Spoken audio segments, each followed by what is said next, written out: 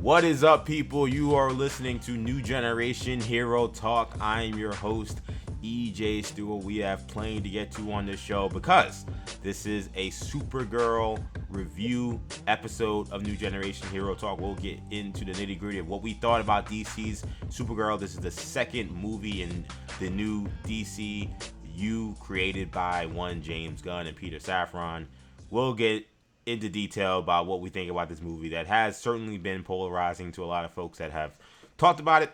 We also get into some of the box office reception to this movie that also has not been a great thing for DC. So I'm excited to get into this conversation about Supergirl. This is a movie we've been talking about now for years. Now officially in theaters. Now everyone's gotten to see it. Of course, it's a spoiler review. So if you've not seen Supergirl and do not want to be spoiled, I would probably say fast forward maybe an hour or so into this show so that you don't have to get spoiled. But we will talk about Supergirl in depth, not just, again, what we saw from the movie, what we thought about the movie, but also some of the early box office reception we're seeing from that film. We're also going to get into other stuff happening in DC, including where things stand with Teen Titans and Wonder Woman. We got an update from the Supergirl screenwriter, Anna Aguero, who is also writing Teen Titans and Wonder Woman, so we'll get to that. We'll also got to talk about some rumors regarding the future of the X-Men and the MCU, and one A-list actress that's reportedly being rumored to play a key character for the Children of the Atom. So we'll discuss that. We'll also talk about some new developments and some big news out of Daredevil Born Again Season 3. And we'll talk about some new animated series coming from DC. Absolute Batman will be making its animated debut after what's already been a highly acclaimed comic book run. X-Men 97 debuts this week, so plenty to get to on this episode of Hero Talk. So happy to be back, joined by my guys, including Shamari Stewart. Sham, always good to have you here. What are you excited for talking about today? Happy to be on, EJ, of course, man. Happy to be talking Supergirl. Obviously excited to get into our review. As you said, we've been talking about this project for a long time. All the speculation on, the trailers finally came out, and when the trailers came out, me and Kendall had our questions about it. We were like, well, I don't know how this is looking. I don't know if this is gonna I don't know if this is exactly what I'm trying to see from a Supergirl movie. But and of course, EJ, you bring the perspective, you having read the Woman of Tomorrow comic that James Gunn himself even said that the movie is like based on. Mm-hmm. So yeah, should be an interesting discussion. I'm excited to talk about it with you guys. Excited to have Sham here. Kendall is also here. Excited to have you on today, Kendall, as well. What are you looking forward to talking about today in regards to Supergirl and everything else we got on the slate? Yeah, I mean, look, I'm excited to talk about Supergirl, of course. It'll definitely be an interesting conversation with probably a wide-ranging, group of opinions. But just always excited to talk about a superhero movie in general. But I think with the even more interesting aspects, just going to be the future of the DCU and what we think that looks like. And I'm going to say three words that I didn't think I'd ever say. Or at least I won't say I'm going to say them definitively, but I was thinking them in the theater when I was watching the movie, and I was like, "Restore the Snyderverse?" Question mark. Like I was getting to that point. Oh Kendall, no! don't start speaking my language, Kendall. I didn't want to. I didn't think I'd ever get there, but I was kind no. of, I was kind of headed in that direction. So You got another we'll talk convert? Is about. it now? Is it now 2 out of 3, Kendall? I might be too. EJ might be getting outflanked on the Snyder conversation because this certainly is kind of jaded my viewpoint of the DC universe. But no, I'm excited to talk about the movie in general. There's definitely some good stuff that we'll talk about that's in this movie, but it'll certainly be an interesting conversation. Yeah, I mean, clearly, with Restored Snyderverse being mentioned 5 minutes into this episode, I think this gives you a little bit of a taste on how people felt about this film. So again, we'll get into so many things happening over in the superhero world. Thank you guys so much for checking this out. Of course, if you enjoy these episodes, make sure you subscribe to our podcast channel, New Generation Podcast Network. You can get that wherever you get your podcasts. Also, for those who want to watch these episodes, hello to the friends over on YouTube. Make sure you subscribe to the YouTube channel, New Generation Media, where we're doing, of course, these episodes of Hero Talk. We also have sports content on there. So make sure you subscribe to the channel, New Generation Media. So let's get the ball rolling, man. Let's talk Supergirl. We're here. The movie's out.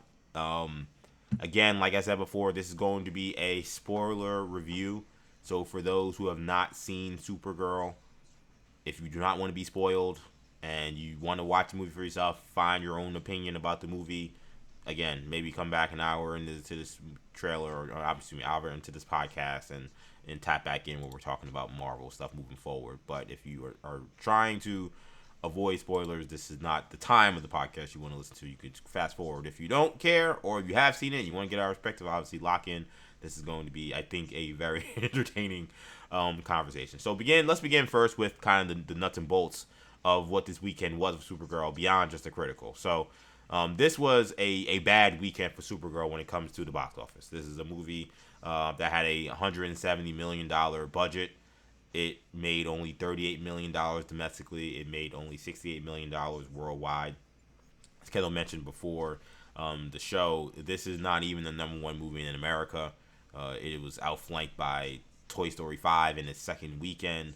So from a box office standpoint, I just don't think this can be talked about as anything other than a disappointment. Like, I think anybody with the one thing about what I hate about this, I love almost everything about talking superhero movies. The one thing I hate about it is the agendas that have been like kind of like cornered by certain people.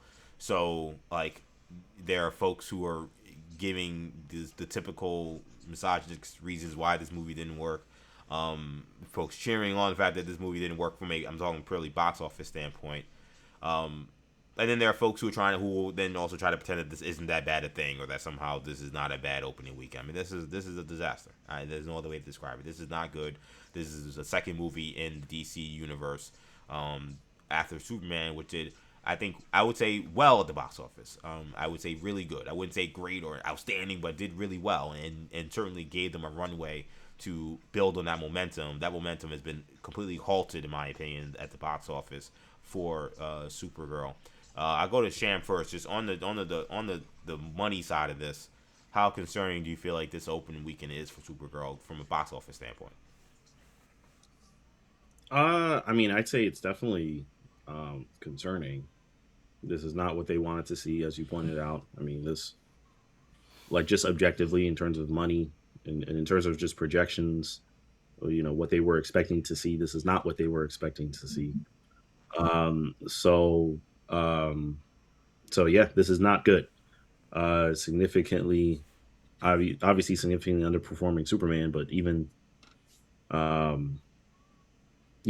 like you said, even not even being able to beat out Toy Story 5 in its second week. And Toy Story 5 is, I'm not going to say it's like the Titanic or anything, but it is a significant event. That would have been, it would have been, yeah. It's a big franchise. It would have been hard for any like solid superhero movie to beat out Toy Story 5. That's not like an easy thing to do. Families are good. Right? Second weekend, but still, like, when families are going out, and they're gonna be choosing this superhero movie or Toy Story, the kids are gonna be screaming for Toy Story, right? They're gonna want to see Toy Story every time. So that's $1 billion franchise. Yeah, that Toy Story is like, come on. And a great Toy Story at that, I'm hearing this is like a fantastic movie. So, that's just going to be hard. It's going to be hard for any movie to do. But yeah, this is absolutely not what they wanted to see.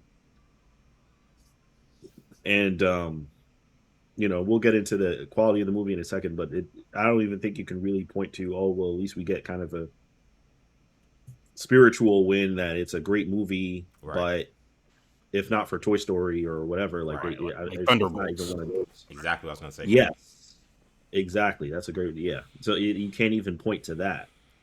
So yeah, all around, I think even just financially speaking, they're not happy. James Gunn is not happy. Safran is not happy. with this, and they're hopefully not. I mean, they should.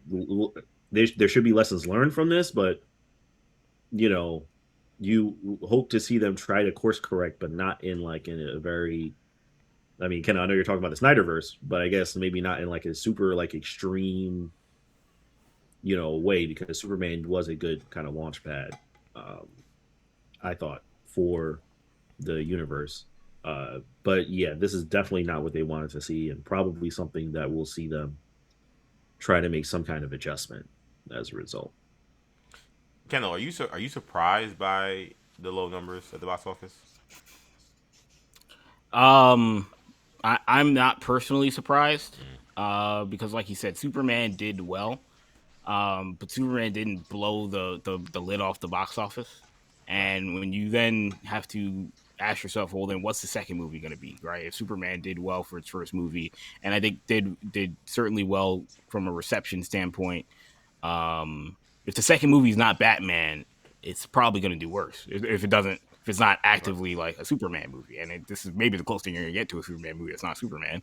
But when you then throw in the Supergirl character, who's certainly not an A list or B list or maybe even C list DC character, it then now is like, okay, now you're really leaning on just the Superman brand to hope that this can and just the fact that it's the second DCU movie to hope that this can help carry this franchise. And you bring in an actress that's not like a household name, right?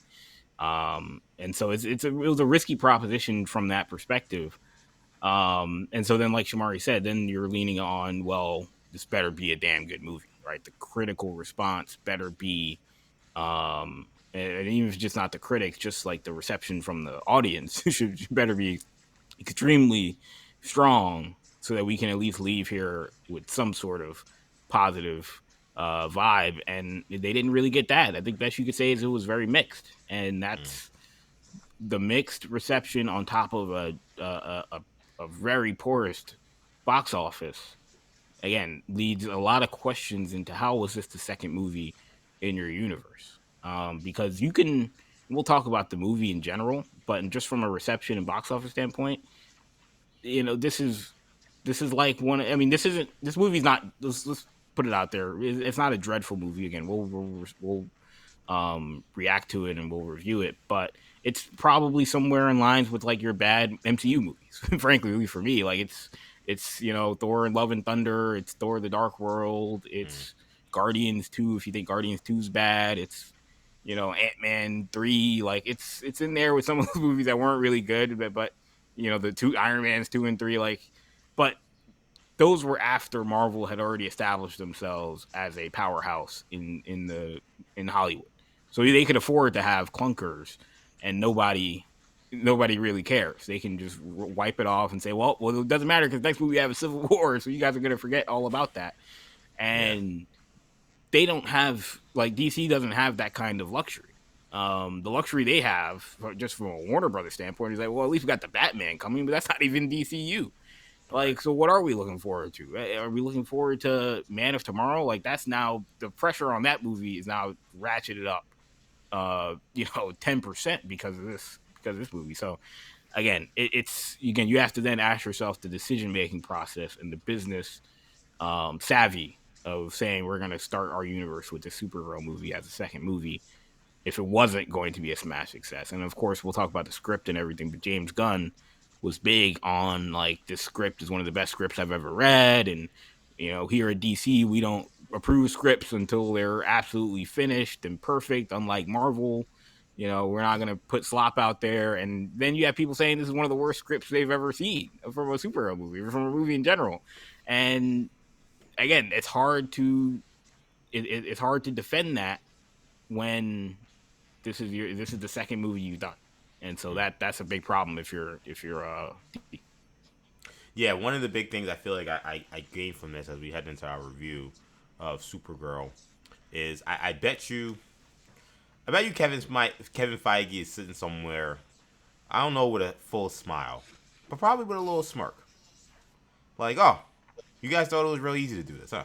It's that easy, right? Yeah, is that easy, right? Like, oh, like, yeah, every script you're gonna get is gonna be just phenomenal, and yeah, adapting storylines that people actually love from comic books and trying to make it your own. It's just easy, and I'm just a dope, and I don't know what I'm doing. Like, yeah, James Gunn can totally do that. Like, he's probably, again, I don't know. I think he likes James Gunn. I think that's his friend. I don't know if he's necessarily, again, laughing or like smiling, but I think there's probably a little smirk seeing someone. And he also understands like the.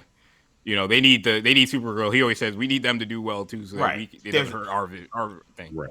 Yeah, there's a reality that he knows, just like in wrestling, that like you want your competition to do well because that means everybody does well, really, in theory. Right. But I'm sure there's a little smirk that he's looking at, and I'm sure there's a lot of, especially because of like Kendall mentioned, some of these I thought not so veiled shots at Marvel. like like he didn't go out as far as say like like Marvel doesn't know how to like produce their movies because they allow scripts that aren't good, but he went pretty to the line to saying he basically said superhero movies in today's day and age, which is like the only one game in town, buddy. is yeah, really Marvel. There's only one game in town, buddy. So like we kind of knew what he was talking about. So I'm sure Kevin is walking around with a little bit of a smirk, being like, "Oh, it's not so easy, huh?"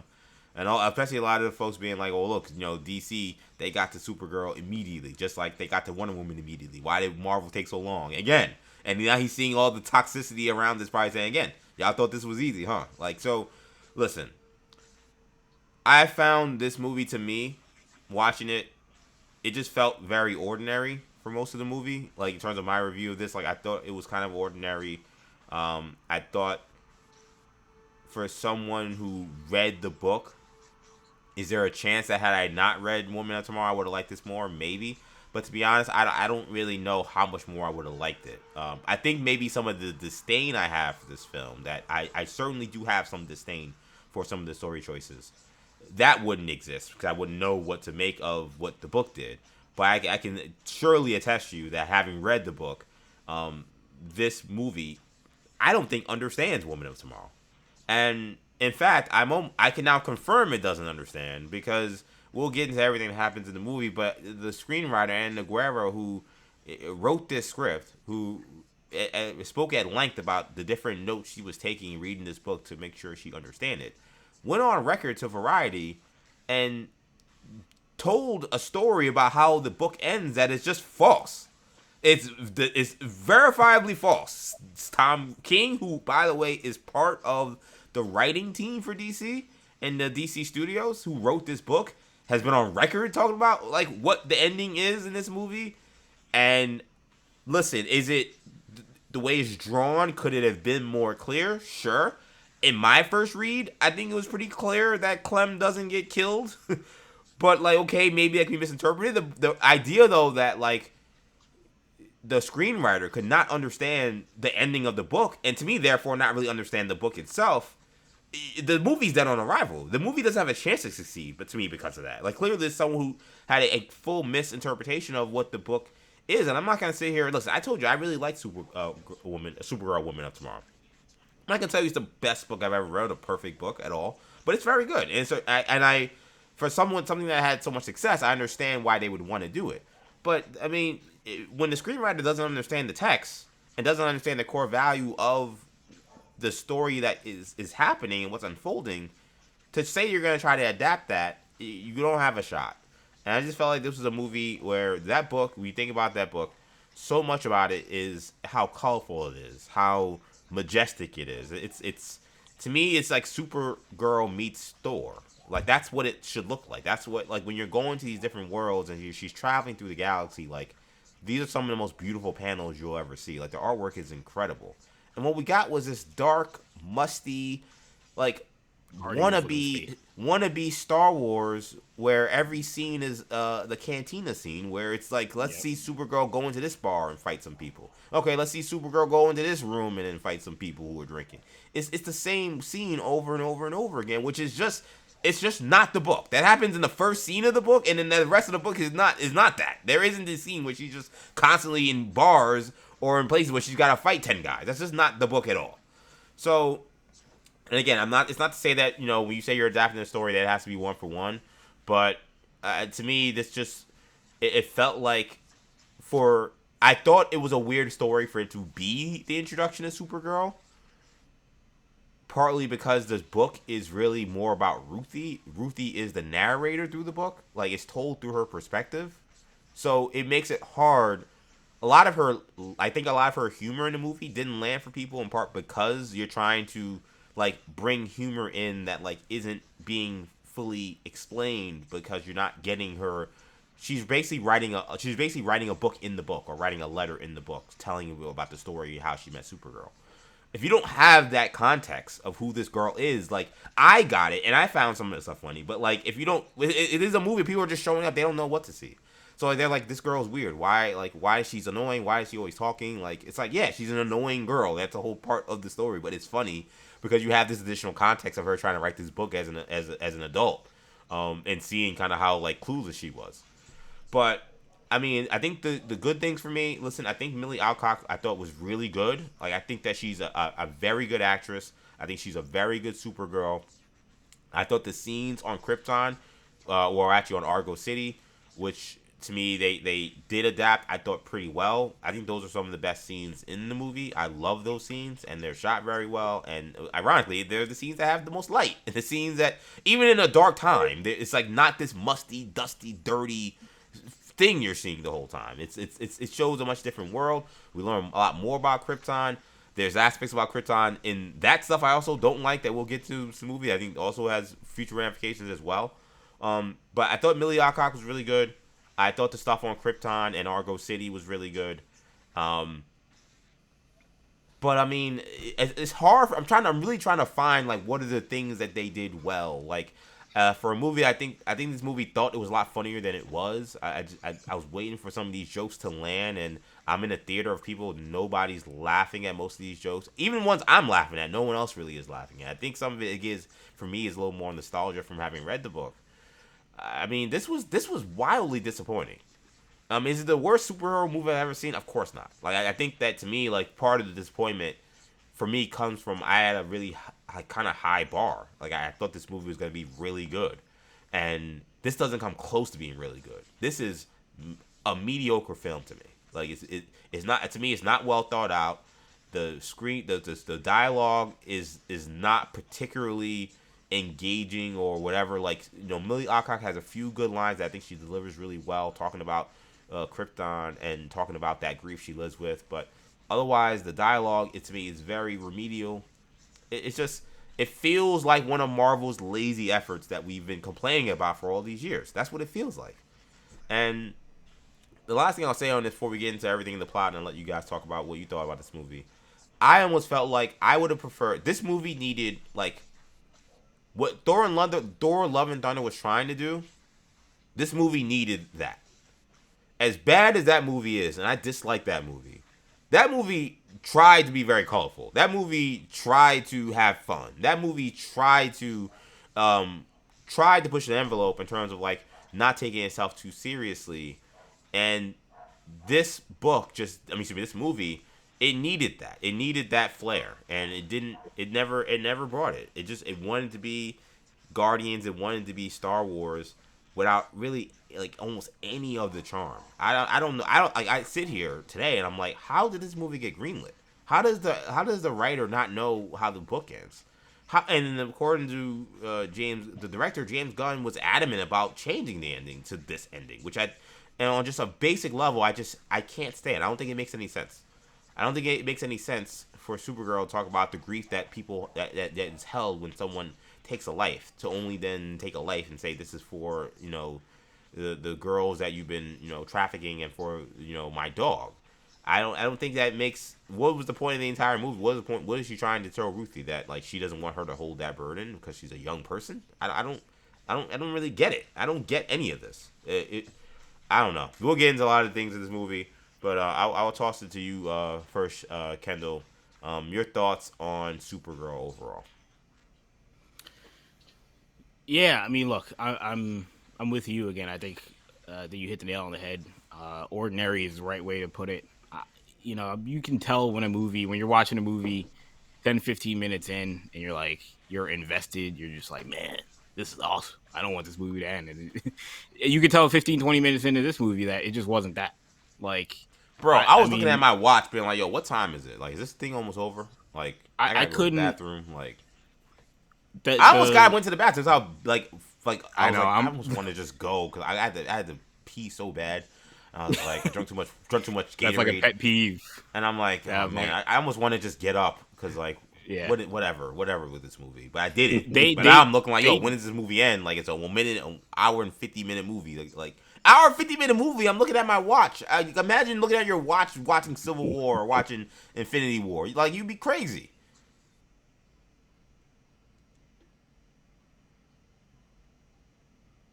Sorry, you can go ahead. I don't know if anybody can hear me. Yeah. Yeah, no. Yeah, go ahead. Yeah, it just really like that first act where like she's on the red sun planet and then they're in space and they're on the bus and everything. I'm just like, this is dragging so much. Like, I need her to get her, like, go to a yellow sun planet immediately. And then finally when it happens, like, I was literally about to be like, I was gonna go over the edge, and then the sun shows up. I'm like, thank God we've got like some powers and some life and some, because it was, again, I'm like, what is this? Like, this isn't Supergirl, this isn't Superman, this is just like, this is Hancock without any powers. Like, and it ended up, again, that certainly helped the early trajectory of the movie. But I mean, look, you hit the nail on the head. Amelia Alcock is great in this movie. You mentioned, you see why they cast her. She did an excellent job. I think the question that I have just long term is just, as great as she is, what does that accomplish for the DC universe having a great Supergirl right now? Because I don't know if we're getting a Supergirl sequel, and at least not anytime soon. And like, she'll be in Man of Tomorrow, but like, is she now going to be relegated to a Superman side character? Like, she's just going to now show up in like Justice League type movies? Like, as great as she was, and I do want to see more Amelia Alcock. I just don't know if it's realistic that they're going to do another Supergirl movie, and so I wonder what is the next phase for that character.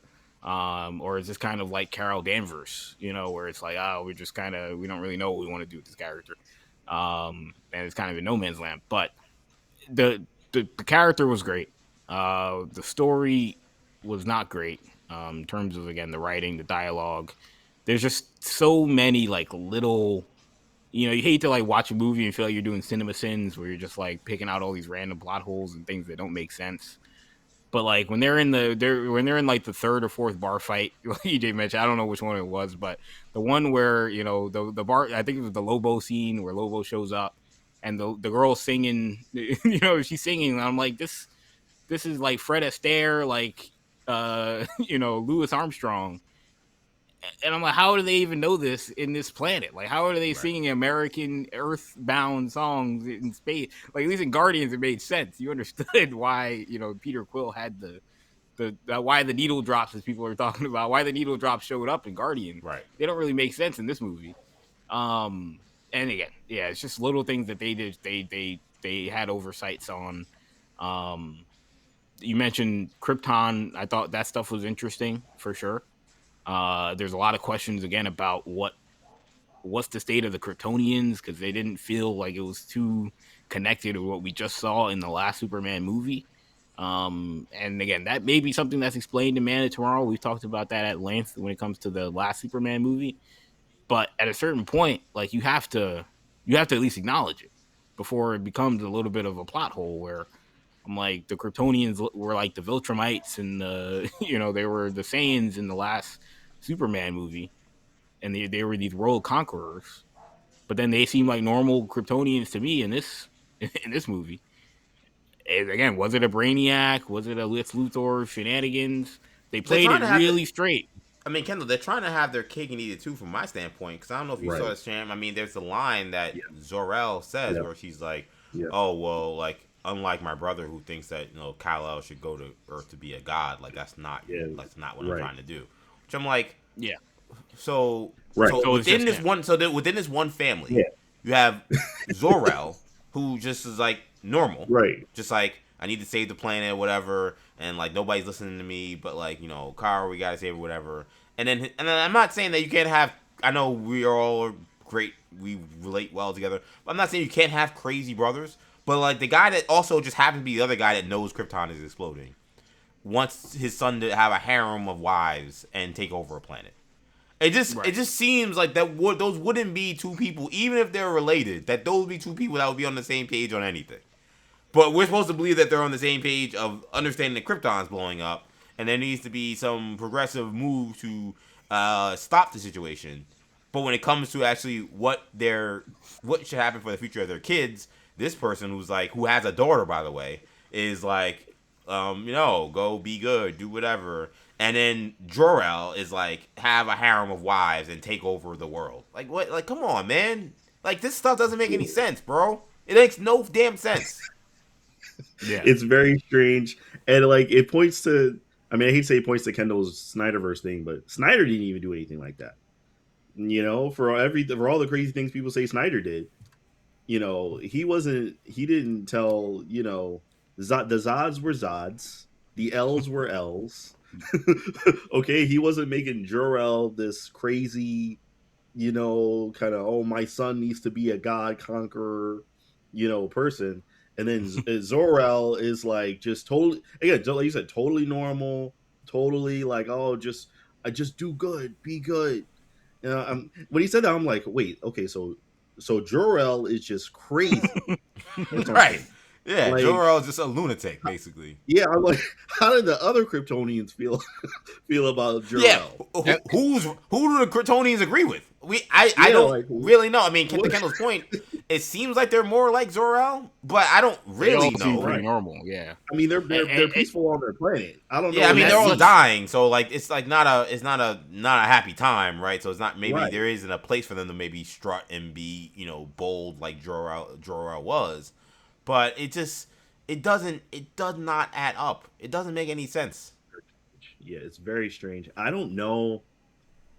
I mean, James Gunn starting this universe, I presume he'll explain it, or at some point, I guess in this Man of Tomorrow movie or Brainiac or whatever's going on. But it's one of those things where I'm like, is he even thinking about like how he wants this, like how he wants to portray the Kryptonians? Like, is that something that, because it's not consistent. So yeah, it's very strange. I don't know how I feel about it. And the reason why it doesn't work, Sham, is because you can't, like, once you learn Jor-El being an asshole, you kind of don't feel that bad that the planet blows up. But in order for Supergirl to work, you have to feel bad about the planet blowing up. So you can't make them act and feel the way Jor-El was talking about the superiority complex of Kryptonians. Otherwise, again, they're Viltrumites. You don't really feel bad for them that their planet is dying and about to explode. You're like, well, these are bad people. I'm glad Kal-El and Kara got out, but I don't feel any way about these people who feel like they should just, again, enslave everybody. So it's almost like they know there's a plot hole. So they're like, well, we have to fix this. So let's just make Supergirl's parents like kind of cool, and let's make like a vague reference to like Jor-El being like a jerk, but not really go in deep with it, just so we can keep like James's idea of what he wants Superman's background to be. Which again, part of me is like, I don't know how much like, I really don't know how much that really matters. Like, I don't like, to me, like, I don't expect, I don't know for sure, and maybe like Zod is, I guess in theory, somebody who could show up again. But outside of like Zod, I don't know how much like the Kryptonians really matter in the future of the DCU. Like, you're gonna deal with Zod, and you're gonna deal with Brainiac, and that's it. And Brainiac is evil, so you don't even need Kryptonians to be evil for Brainiac to be evil. That's not he's already evil. So like, I don't really know like the point. Like, it just feels like one of the problems I had with Zack Snyder, and I've been defending. You guys know I've been the hardest James Gunn defender on this show, but this feeling I have watching Supergirl, between the Kryptonian stuff, between the way they ended the movie. I'm tired. I'm just tired of people taking the DC lore and taking the canon and wanting it to be their own. This shit doesn't belong to you. It belongs to all of us. It belongs to the fans. It belongs to the people who have been reading these books for almost a century now. People who have been writing these stories now for decades and decades and decades. And I'm just sick of these creators getting their hands on these massive franchises and just thinking that because of their own brain and how they see some things or how cool it would be. I think they, you know what? I don't care what fans would care about or want. I'm gonna do this thing because I just think it's cool. I just think it looks cool. I'm sick of this, man. It drives me freaking crazy. I was gonna hit on that later, but it's an interesting parallel where like I feel like this movie shows both the good of why you want fans involved, but then at times where it's like you understand why in certain spots you don't want the fans involved, because when it comes to James Gunn being the head of the studio, like he wanted to operate as like, oh, I'm like Woman of Tomorrow is one of my favorite comics, and Damian Wayne's my favorite Robin, so this is what we want to do. And you say to yourself, maybe this isn't the most practical business decision, right, to do Supergirl. Like maybe somebody like a Feige may have said, we're just not doing that, right? Yeah, or maybe this book isn't the right way to do this movie if this is going to be the second movie. Right, it just doesn't fit. Right. On the flip side, you talked about the writer, and Anna Nogueira being somebody who said, "Oh, well, I read the book after the fact. James Gunn wanted to do this, so I was already writing a Supergirl thing, so like let me just adapt the book and let me just write the book read the book and figure it out." And then you run into all these different issues and these plot holes that you say to yourself, somebody who is a super fan of the Woman of Tomorrow book, like James Gunn, who claims to be a huge fan of it, would have said, we can't do this or we can't do that. And we've got to keep these things consistent and these things have to make sense. And so, yes, when you have these issues where they are taking, you either have the super fan that wants to take minute liberties with things because they feel like it has to be done their way, because that's just their that's their favorite aspect of it. Or you have the person who's not a fan at all and is willing to do whatever they want anyway because they're like, I don't really care. I don't see the issue of changing these things, right? So you want to find a balance in between, like somebody who or in general you want somebody who understands the property, enjoys the property, but also understands the business aspect of it. That's the happy medium they want to find. Yeah, and when I think about this film, Sham, one of the big talking points coming out of it was the villain Krem. Like again, this is something I told you guys when the movie was leading up. I think when we talked about this, the one thing, as much as I was supportive of this movie, I love the book. I told you guys, I said I don't think people are going to like this villain because the book really isn't about the villain. Like it's just not. It doesn't mean the movie can't be great. Like, and I've said that a bunch. The fact that the movie is not great just kind of highlights just like now people are like, what is this villain? What is this guy's deal? Like what?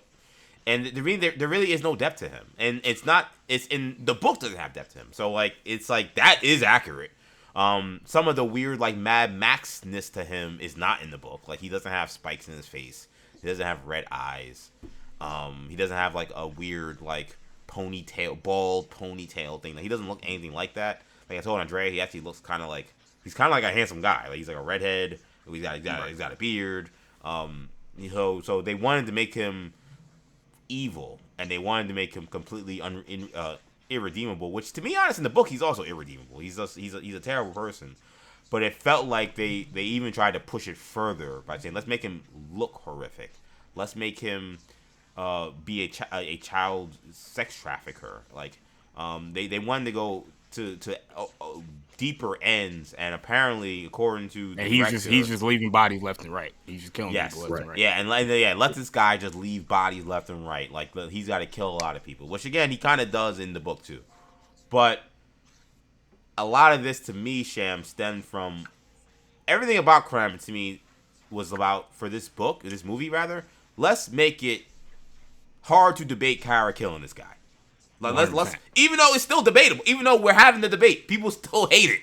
But they were like, let's just make this guy so irredeemable and so terrible. The guy's a freaking genocider in the book. Like he's a terrible person. Like he's absolutely awful.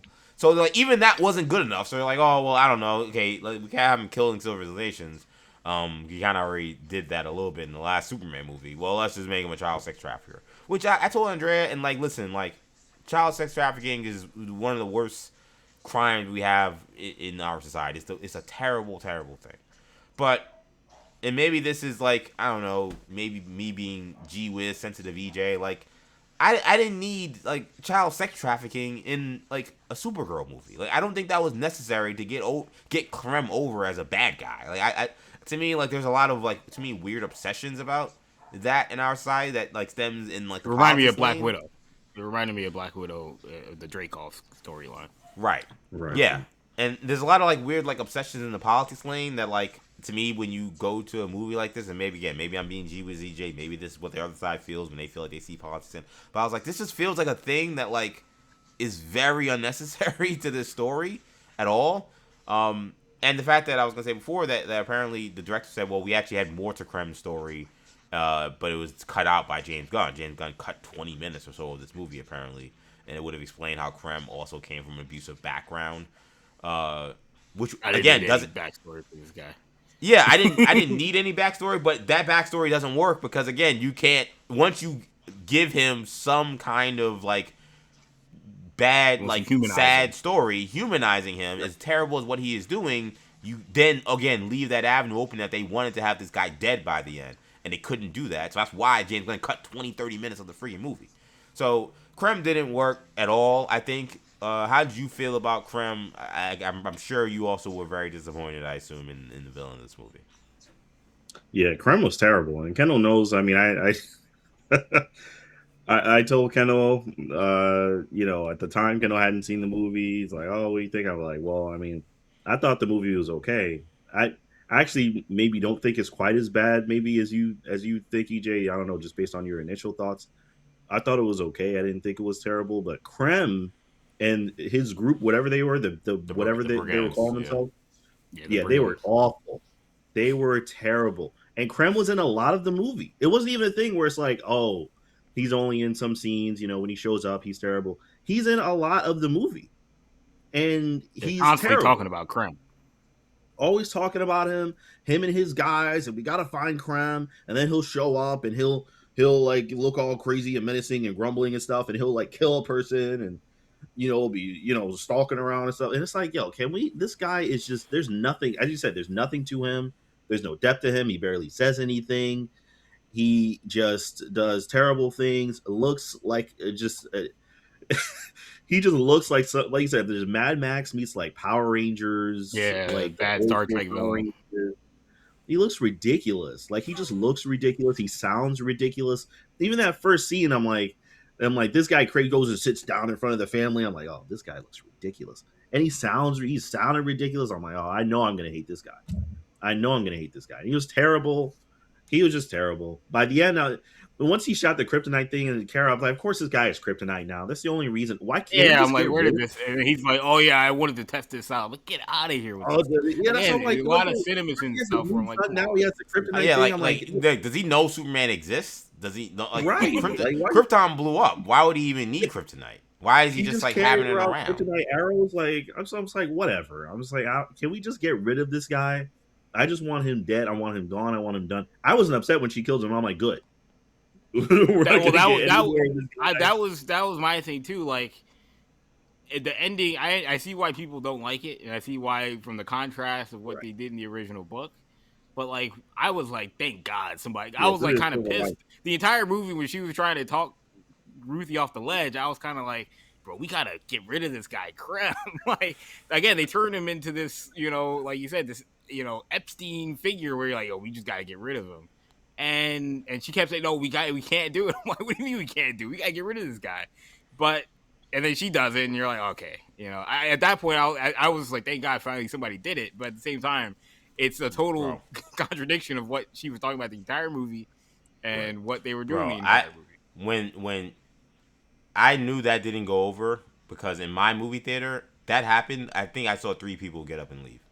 I can't remember the last time I watched a superhero movie where I saw people get up and leave before an ending. Before the movie. Wow. Right, before the movie was over. Like and I had a good view because where I was sitting was essentially, I was all the way back row, and I was like, my seats were kind of near the door, even though I was kind of in the middle. It was a weird theater. But I'm right by like the hallway where the room, and I'm seeing just like the light come out of the door. When someone opens the door, because I saw 3 people like in different spots just get up and just leave, like they were done. Because again, going back to the whole point, like this whole movie, Kyra's talking about how, regardless of how bad these people are, you can't carry the burden of killing somebody because like that. There's nothing that like that. Revenge is not something that is actually really all that fruitful for you. You still carry that burden with you. Like but then she like gets right. But then she gets revenge for her dog. Because then she's like, this is for the kids and my dog. And I'm like, so. And again, he's a terrible person. Like, he probably should be dead. Like, no one can argue that. But what was the whole point of all the sanctimoniousness of her plight? Basically, it stems from, well, a kid shouldn't kill this guy. It shouldn't be on a kid's heart. I'm like, I'm sorry. This is not a story I care about. Like, okay, if that's the story you're trying to tell, fine. Like, this is not a story that I think is all that moving, all that gripping, or, like, one that, again, I care about in any way. Again, there's some additional tweaks, like, in the book, Crumb doesn't kill her whole family, just kills her father. And there's an aspect of Ruthie in terms of, like, her, like, steadfastness is that the rest of her family feels helpless and they don't do anything about it. And she's like, I will do something about it, even though I'm the youngest one of my siblings and my mom. And, like, yeah, so, again, there's just, like, nuance to, like, this stuff that adds extra layers to it that if you don't do, you got to do things to make these other elements work. And they don't work at all. I mean, Sham, I know you said that. How do we? Yeah, sorry, go ahead. Okay, no, I'll let you go. No, I was gonna say, Sham, I know you said that you were not as harsh in terms of the viewing of this movie as maybe me, Kendall, and I sound. What about this movie you think did work, and what aspects of it you did like? Yeah, I thought Millie. I mean, as you guys said, I know you say, I thought Millie Alcock was great. Yeah, she was very good. I look forward to seeing more of her as Supergirl. I thought the outside of those fake poor man's Ravagers and Krem, I thought pretty much everybody else in the movie like looked good. I thought the effects were great. I liked the action, especially towards the end. It wasn't the Supergirl beating up a bunch of Ravagers basically, but I mean, it looked good. She looked good, especially once she got the costume on, which took way too long. But it worked. And I was like, oh, this works. And I liked Ruthie. I like Supergirl and Ruthie and their dynamic. I thought it worked. Most of the jokes, I kept hearing things about the jokes being like bad. Most of them landed for me. I don't know. If you start introducing humor, like you for the most part, it's gonna hit me, and most of the jokes landed for me. I thought they were pretty good. Momoa was very good as Lobo. I was gonna say we've gone 45 minutes without talking about Lobo. Oh yeah, we gotta get to him. Is that the problem? is that the problem with the movie? But yeah, he was great. He was great. I thought he was very good as well. And Corn Sweat when he showed up, he was always good. Yeah, he was. Which he's a great Superman. He's a great Superman. Yeah, I agree. Yeah, he's really good. I mean, I thought basically everything else, except maybe the pacing also, like you mentioned, Kendall. But I thought basically everything else worked for me. There could have been a little bit more action, but an action that wasn't like bar fighting. But other than that, I mean, I thought the movie was good. I thought the action was good. The drama was good. The emotional points stuck, but it's just. I thought these villains were just like throwaway Marvel fake MCU fake Ravager villains that just to the point where I'm like, I don't think this is the right story to introduce this character. At a certain point, you have to ask yourself, like, the story's interesting. Maybe if we are going to take liberties, like if we're just going to add certain things, change certain things, maybe we just do a different villain. Like maybe it's not Crumb. Like maybe we just do somebody else who takes the place and has the same,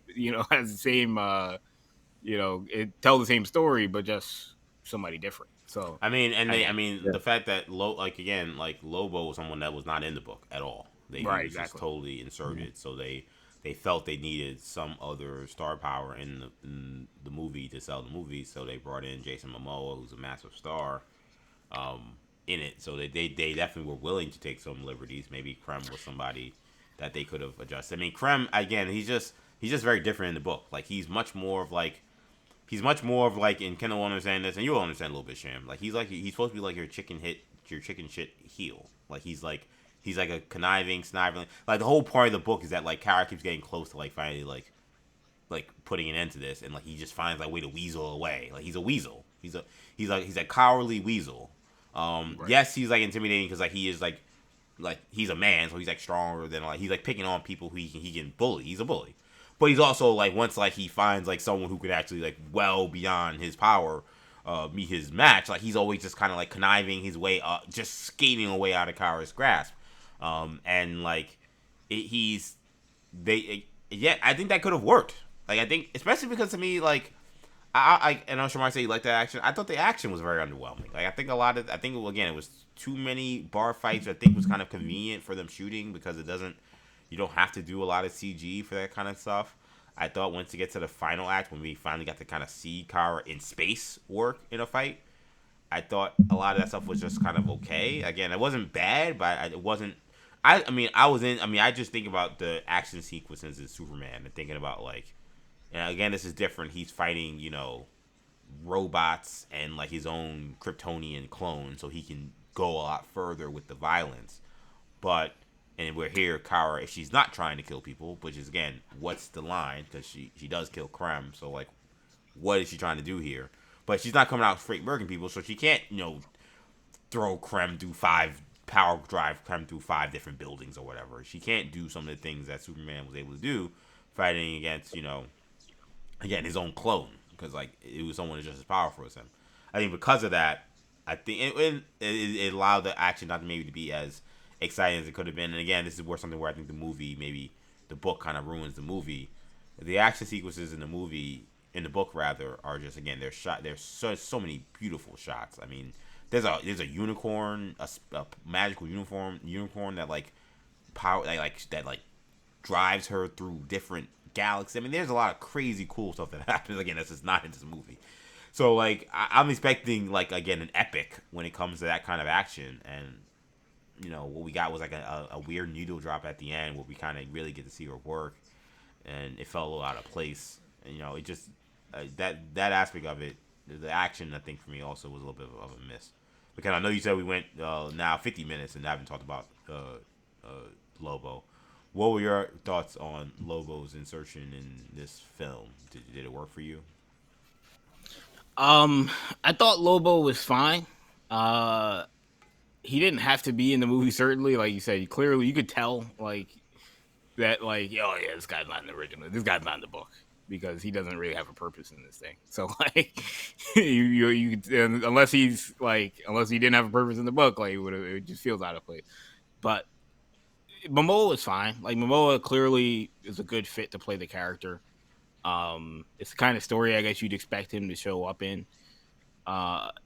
He's just another one that I'm like questioning: is this, as much as the role fits Jason Momoa, like, is Jason Momoa too big to be playing Lobo, and are we going to be shoehorning in Lobo and a bunch of stuff he shouldn't actually be in?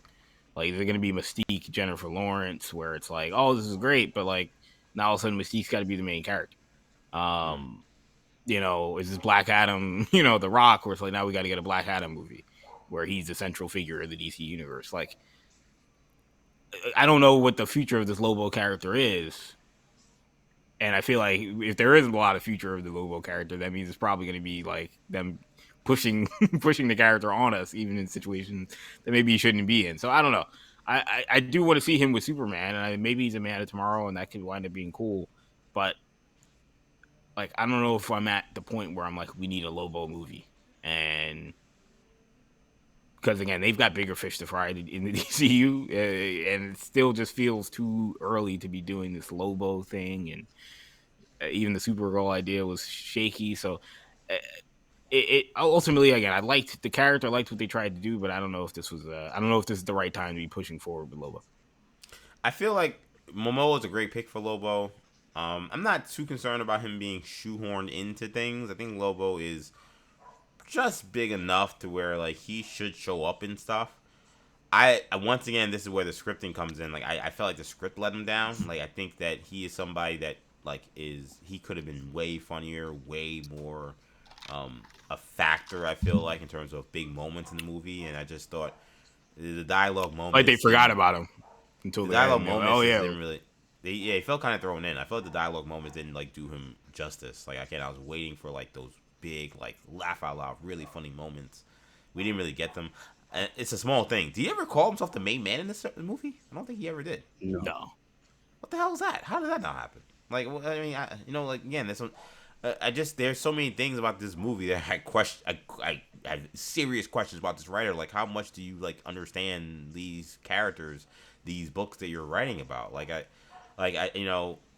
think Momoa. Listen, Lobo and him. Like some people say, oh, Momoa's playing himself. I think Lobo has elements of him that very much remind me of Jason Momoa. So like, I think that it wasn't necessarily. I think he was just playing himself. I think the more the problem for the people who did not really think that he added much was I just didn't think the script gave him a lot of wiggle room.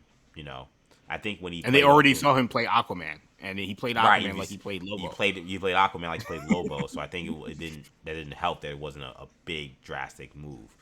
I'm willing to see him again. I think that with a better script and a better director, he could be great. I thought he was fine. I think fine is the best word to use. I thought he was fine.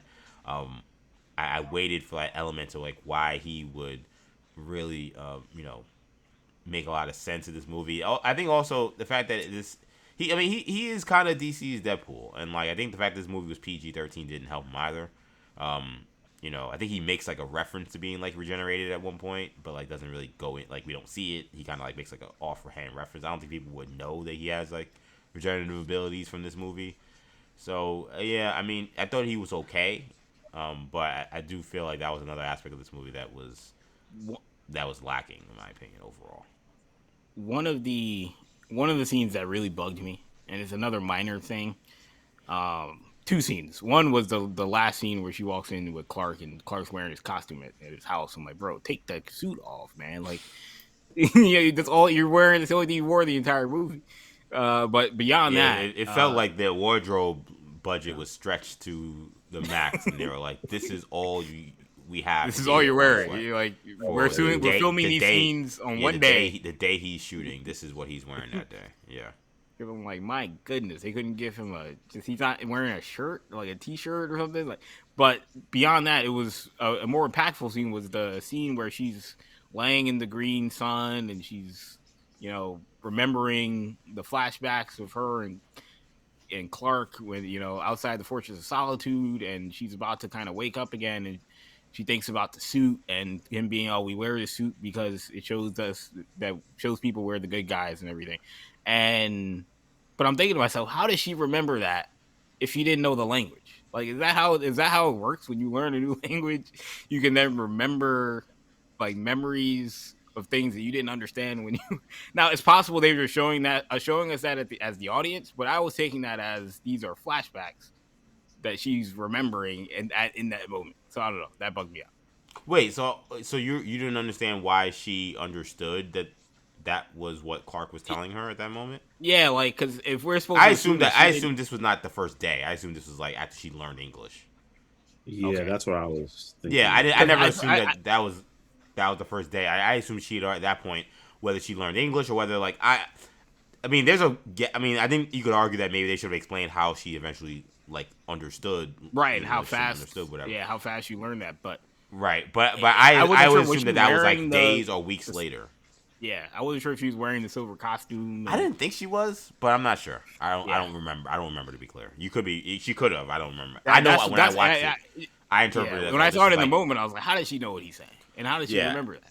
Yeah, I interpreted it as days late. This was sometime later. Where at that point she was able to communicate with Clark and understand what he was saying. Regardless of, we don't know. We never learned why she was able to learn the language as fast as she did. Because they never showed any.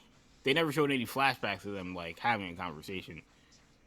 They showed the one scene of her in Metropolis where she seems like at that point she knows English and everything, and but it would have been good to see see them like have an early conversation where she is speaking English. The only time they showed was them outside in the snow, and you would think that at that point she didn't. So that's why it threw me off. But it's just, again, the way that movie was cut in so many areas. Like, I wasn't giving them the benefit of the doubt throughout the movie, because I'm just like, all this stuff feels like oversight. No, I get you. I mean, one of the other, I think, before we get to kind of like overall score in this movie, one of the other things was Crypto's inclusion in the movie and his role in it. This is another major shift from the book, where in the book he gets poisoned similar in a similar fashion to how he does in the movie, but in the book, Kara has already like arranged for him to actually be okay. Like there isn't. You read the book thinking this is a race to save Crypto, but like when like once Kara decides like not to kill him or get the antidote, and Ruthie's confused like, what are we gonna do about Crypto? And she's like, what? Oh, actually, Crypto was already. I already arranged to have Crypto secured. He's fine. This story was about you, Ruthie. This is about you. I took you on this journey so that you will learn why it's unnecessary and why you shouldn't want revenge. So you again learning more about Kara. Like the book is to tell you that like Kara was invested in this girl Ruthie, ill regard of whatever was going on with Crypto. I think again with the way the book is written, and I like the twist in the book. I think that's a hard thing to do in the movie. Like I think in the movie that may come off weird and like random, and it's hard to convey that.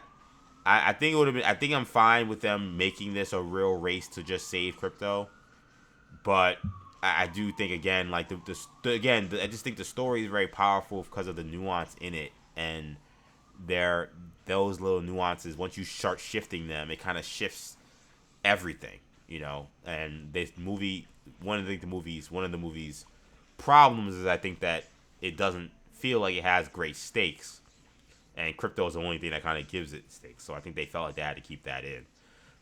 But how did you guys, Shamari, in terms of viewing Crypto's inclusion and kind of his role in this movie as being like the kind of basically the main stakes behind it is trying to get this antidote to save Crypto?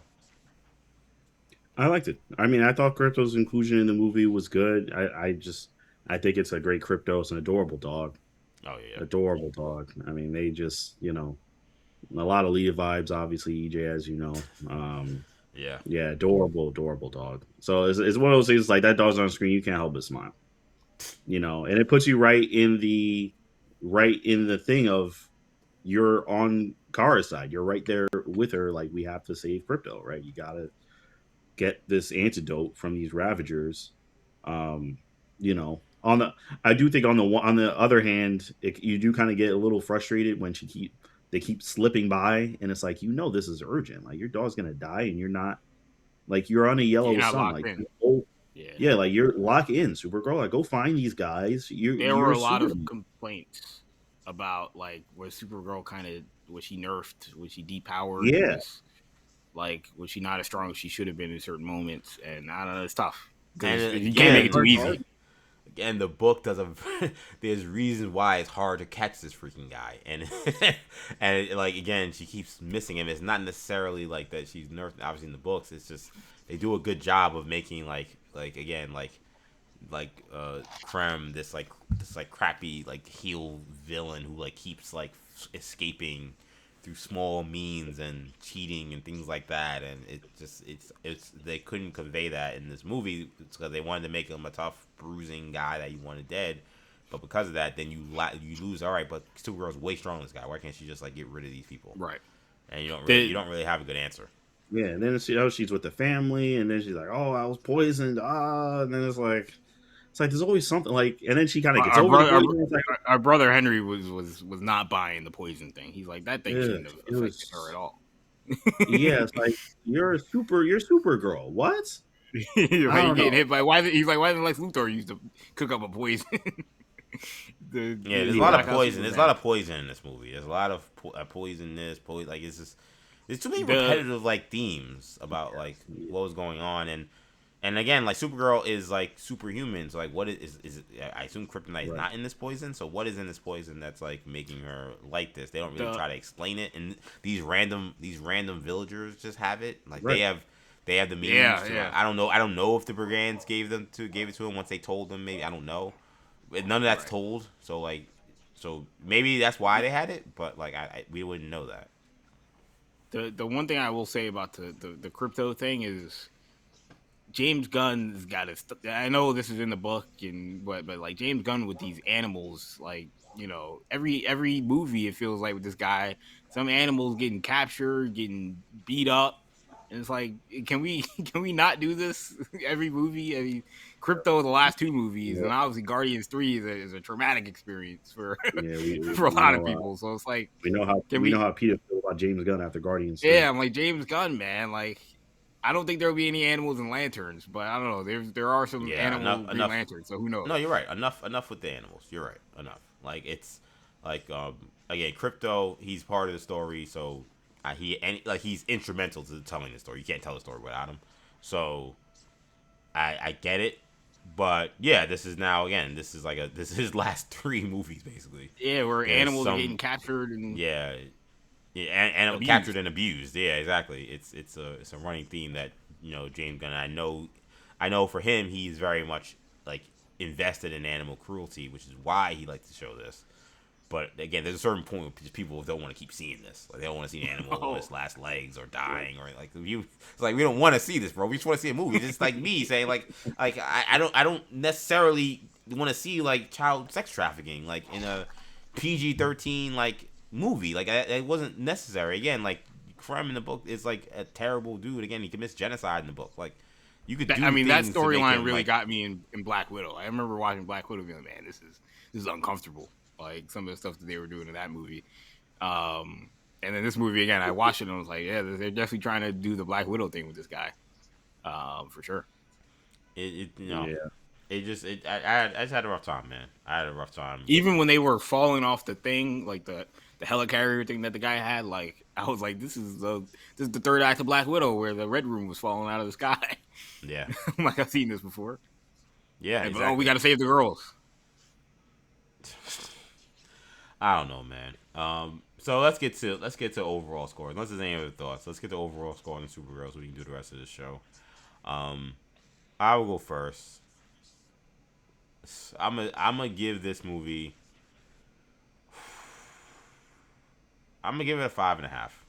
Like I just Wow. it's Hard. gotta be one of the lowest scores I've given.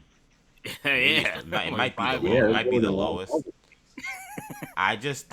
There just isn't a lot of like this movie to me when I was watching it. That's like it a was layup in the dunk contest. Listen, when I was watching the movie, I was like, this feels like a 7. Like, this is like a whatever movie. Like definitely like a disappointment, but whatever. Right? Like fine, like entertaining. I got to see, again, I love these characters. I love this medium. So like I won't. It's rare that I can be like actually like again like actually enraged by like something I watch. Very few times I've done that. I told Andrea the last time I felt this enraged by a superhero movie was probably BVS. Like I'm trying to think like when was the last time like I was like there was stuff happening in a movie where I was like what is actually going on? And I was just thinking, I'm maybe thinking about Martha. I'm thinking about Martha and all that crap. I'm thinking about that stuff and Holly Hunter, drinking the piss in the thing. I'm thinking about that stuff and that stuff enraged me. And there's stuff in this that I've mentioned Guy being throughout Wally the show West. The guy with no yeah, leg being Wally. why yeah. I mean, Is that your name, Wally? They call you Wally? There's just stuff, man, in this movie that between the ending that is just nonsensical to me. Like it makes sense just in that okay, that guy needs to die, but just nonsensical until like what was the whole point of this movie? Just to show that child traffickers should die. Like I already know that. I'm not learning anything with that. The ending was nonsensical. I did not the needle drop at the end worked. I know a lot of people going crazy about that. That wasn't the worst thing in the world. I didn't hate that one. I know people are killing it. I think people. I don't know. I think again, people try to find things and they just make it like the worst thing ever. Like it was it great? No. Was it corny? Yes. Was it the worst thing I've ever seen? No. I've seen worse. But yeah, I just thought this was a movie that just lacked a lot of heart, and that's really sad because I feel like Millie Alcock and this Supergirl character they created actually does have a lot of heart. And I think that a different director, different scriptwriter, and a different leader of DC, they're able to bring that out if they did try to adapt this movie. So I was disappointed. I was leaning to 6, but like talking about this thing again, I'm like, I'm gonna drop it another half point. I'm gonna go 5.5 for Supergirl. All right.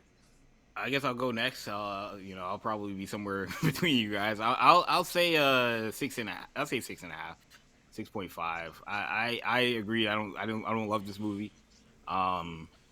again, somewhere along the lines of some of those bad Marvel movies that we've had over the years. We've had quite a few we reviewed.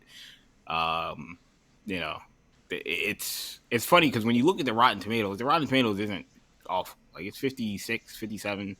Yeah, Like that's not great. That's certainly in the rotten territory, but like Captain America: Brave the World got 48%. And I think Captain America: Brave the World is a better movie, personally. I think And I that's a certainly way better enjoyed movie it than this more. movie. Way better. But like in terms of the reception, like it feels like there's like a decent amount of people that do like it, even from a critic standpoint. So curious how that's shook out again into such a poor reception and poor box office. But ultimately, like it's a movie that's very sloppy. Again, certain things didn't really work. They did the Squidward joke, and I was like, bro, that was in That's literally in Infinity War. Avengers, bro. I couldn't believe Yeah, that I'm they like, did that.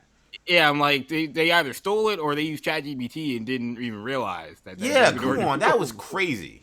I like didn't that laugh. was I was actually like, crazy. immediately. I was like, bro, we're doing the Tony Stark jokes again. Like, come on. So that bothered me. Like, again, there's just so many things in this movie that either didn't make sense or I didn't understand, or I'm like, come on, man. And again, it's unfortunate because Millie Alcock did a very good job in it's a Supergirl movie ultimately, and the Supergirl worked, which got it to this 6.5 because I didn't like the actress and I didn't like the character. This could have been a lot worse, but again, I enjoyed her. I enjoyed Jason Momoa as Lobo. Those are the two most important aspects for DC going forward are going to be those two characters working in this movie. The biggest problem though is that even if those characters are great, again, when are we going to see them? Like I know Jason, I know they're they may both. Certainly Millie Alcott's going to be in Man of Tomorrow, and Jason Momoa may be in that as well. But we're going to talk about the future of the DC universe in a minute. Like we're not. I don't think we're getting a sequel to this movie, or to Supergirl. At least not anytime soon. We have all these other characters we have to do. I don't know what the point of this was. Like I don't know what they accomplished, and that's unfortunate. Because when you're making these movies, you only have so many limited. You have limited real estate and limited time to get people invested and to create characters that people want to see again. And yes, these characters are good, but again, it's Supergirl and it's Lobo. How does that impact and affect the future of your universe? So yeah, I think this was a massive L for James Gunn and the DC universe. Sham, your score for Supergirl. I give Supergirl a 7. Yeah, I give it a 7. So as kind of a scale. I thought it was an okay movie. I didn't think it was terrible.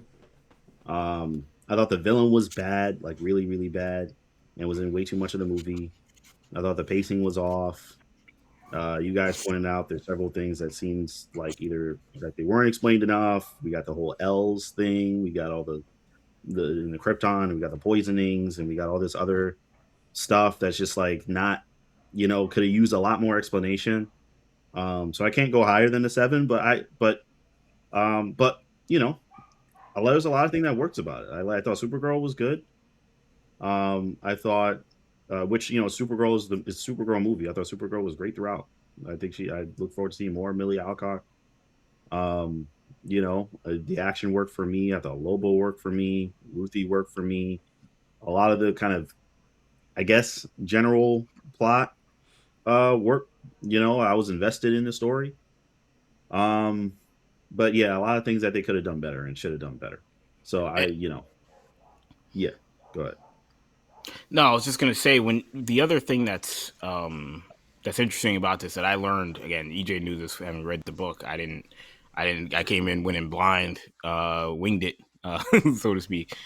I'm not a huge fan of the change of Supergirl being actually younger than Clark. I don't personally like that as much. It may not have an effect in general, but What do you mean Supergirl being actually younger than Clark? What do you explain that? Like, so I know exactly like her being born after the Krypton explosion. Oh, right, yeah. Like instead of like, oh, she's actually older than him, but she gets trapped. Is, yeah. Yeah. She's she's an adult. Yeah, that's true. That's like pretty big. It's pretty big. It's a big change, and it's they went with that decision for the story, and it's not a terrible story in itself, but I feel like it's one of those that does change the character a little bit. Yeah. And it changes the dynamic between her and Clark a little bit as well. Because there's always that thing of like, oh, she has the experiences on Krypton. She's actually technically older, but she looks younger, so it creates a weird vibe. Yeah. And a weird dynamic. Yeah, like she's her baby cousin is telling her what to do. She's like, "Who are you?" Right. But now, like, that's totally different. And so that I'm not. I agree. I don't love that either. Huge fan of. Especially when you wasted it on this movie that didn't even work. Yeah, it's funny. That's one of the things I kind of forgot about, and I don't know if I really quite fully understood. But yes, the way it worked, like they were both infants essentially, or I don't get what she wasn't born. Yeah, right. So she has like all she knows is just Argo City. Yes. I don't love that. To be honest, like I don't love that. Again, I think that's like the way they did in the books. Like, typically, like you said, the generic story's been that she's always been older than Clark. The way the book did it was, again, she saw Krypton was exploding, and her father saves, Argo City, but just like in the movie, like the Kryptonian poisoning, ends up killing people regularly. She's seeing all these people. Yeah. She saw her world die, but then the people from her home city, her home world or home suffering. She sees the suffering for like years basically, and it deepens her sorrow. It deepens all of like those issues. So again, when like you talk about like she has a line in the book where she's like, I should have realized I could never get you to forget about Krem because I could never forget about Krypton. Like that is powerful because she saw two tragedies. She didn't see one. Because she saw Krypton explode, which meant all of her world was destroyed. And she thought, well, maybe we were saved, and maybe a couple thousand people are here, and then she watched all of them die. Like, so it's like there's a deepness to her sorrow, which is why she drinks, why she's out trying to find something out in the world that isn't there for her. Like, you missed some of that when you told the story the way you did. So you're right. Yeah, that also stunk. Yeah, that's a good point, Kendall, and I picked up on that as well. When I was watching, I was like, oh, okay, so this Supergirl is actually younger than. It bothered me because at first when they make she makes a statement about, he's like, that's like, is he older than you? He's like, yeah, he's older than me or something like that. And in my head, I was like, that's a weird, like, I was like, no, he's not, like, not really. Right. But then I see the movie, and the rest of it, like, he actually is. So that makes sense. And it kind of takes away from. It kind of takes away from the thing because one of the things I was always like kind of very interesting and important about the Supergirl character to me is that she knew Krypton. I know Supergirl or Superman is kind of like, the son of Krypton and everything, but he didn't know anything about Krypton. Supergirl is alive and she remembers Krypton, and she knew people from there and remembers, what it's like being there. It's like her. Yeah. And like Zod or whatever, like they're the only ones that like remember Krypton and that are living and like remember what it was like being there. And it's also supposed to be important for Clark as well because he has a living relatives that can actually explain to him and talk to him about Krypton and his family and all that. And it's like, I when they said that, I was like, so she didn't. Okay, so she doesn't really remember. I mean, she remembers Argo City.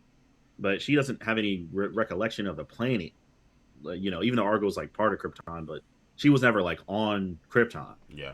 So like that kind of, and even in the movie, she says she's like, oh no, Krypton didn't die in a day, and like this thing, like she remembers. But right. She doesn't actually remember that. Yeah, I actually thought I loved that scene in the trailer because I was like, oh wow, they're gonna see her grief because she's gonna see her living on Krypton and then Argo City. And then, like, they didn't do it. It's just, no, she was. Yeah, it's like, she was actually never on Krypton. Yeah. So I don't really like that either. I mean, I would say just pile that onto the other stuff that wasn't other changes that didn't necessarily work for me. This is not the best. This isn't a great second movie for this universe. As you said, Kendall, we'll talk about it.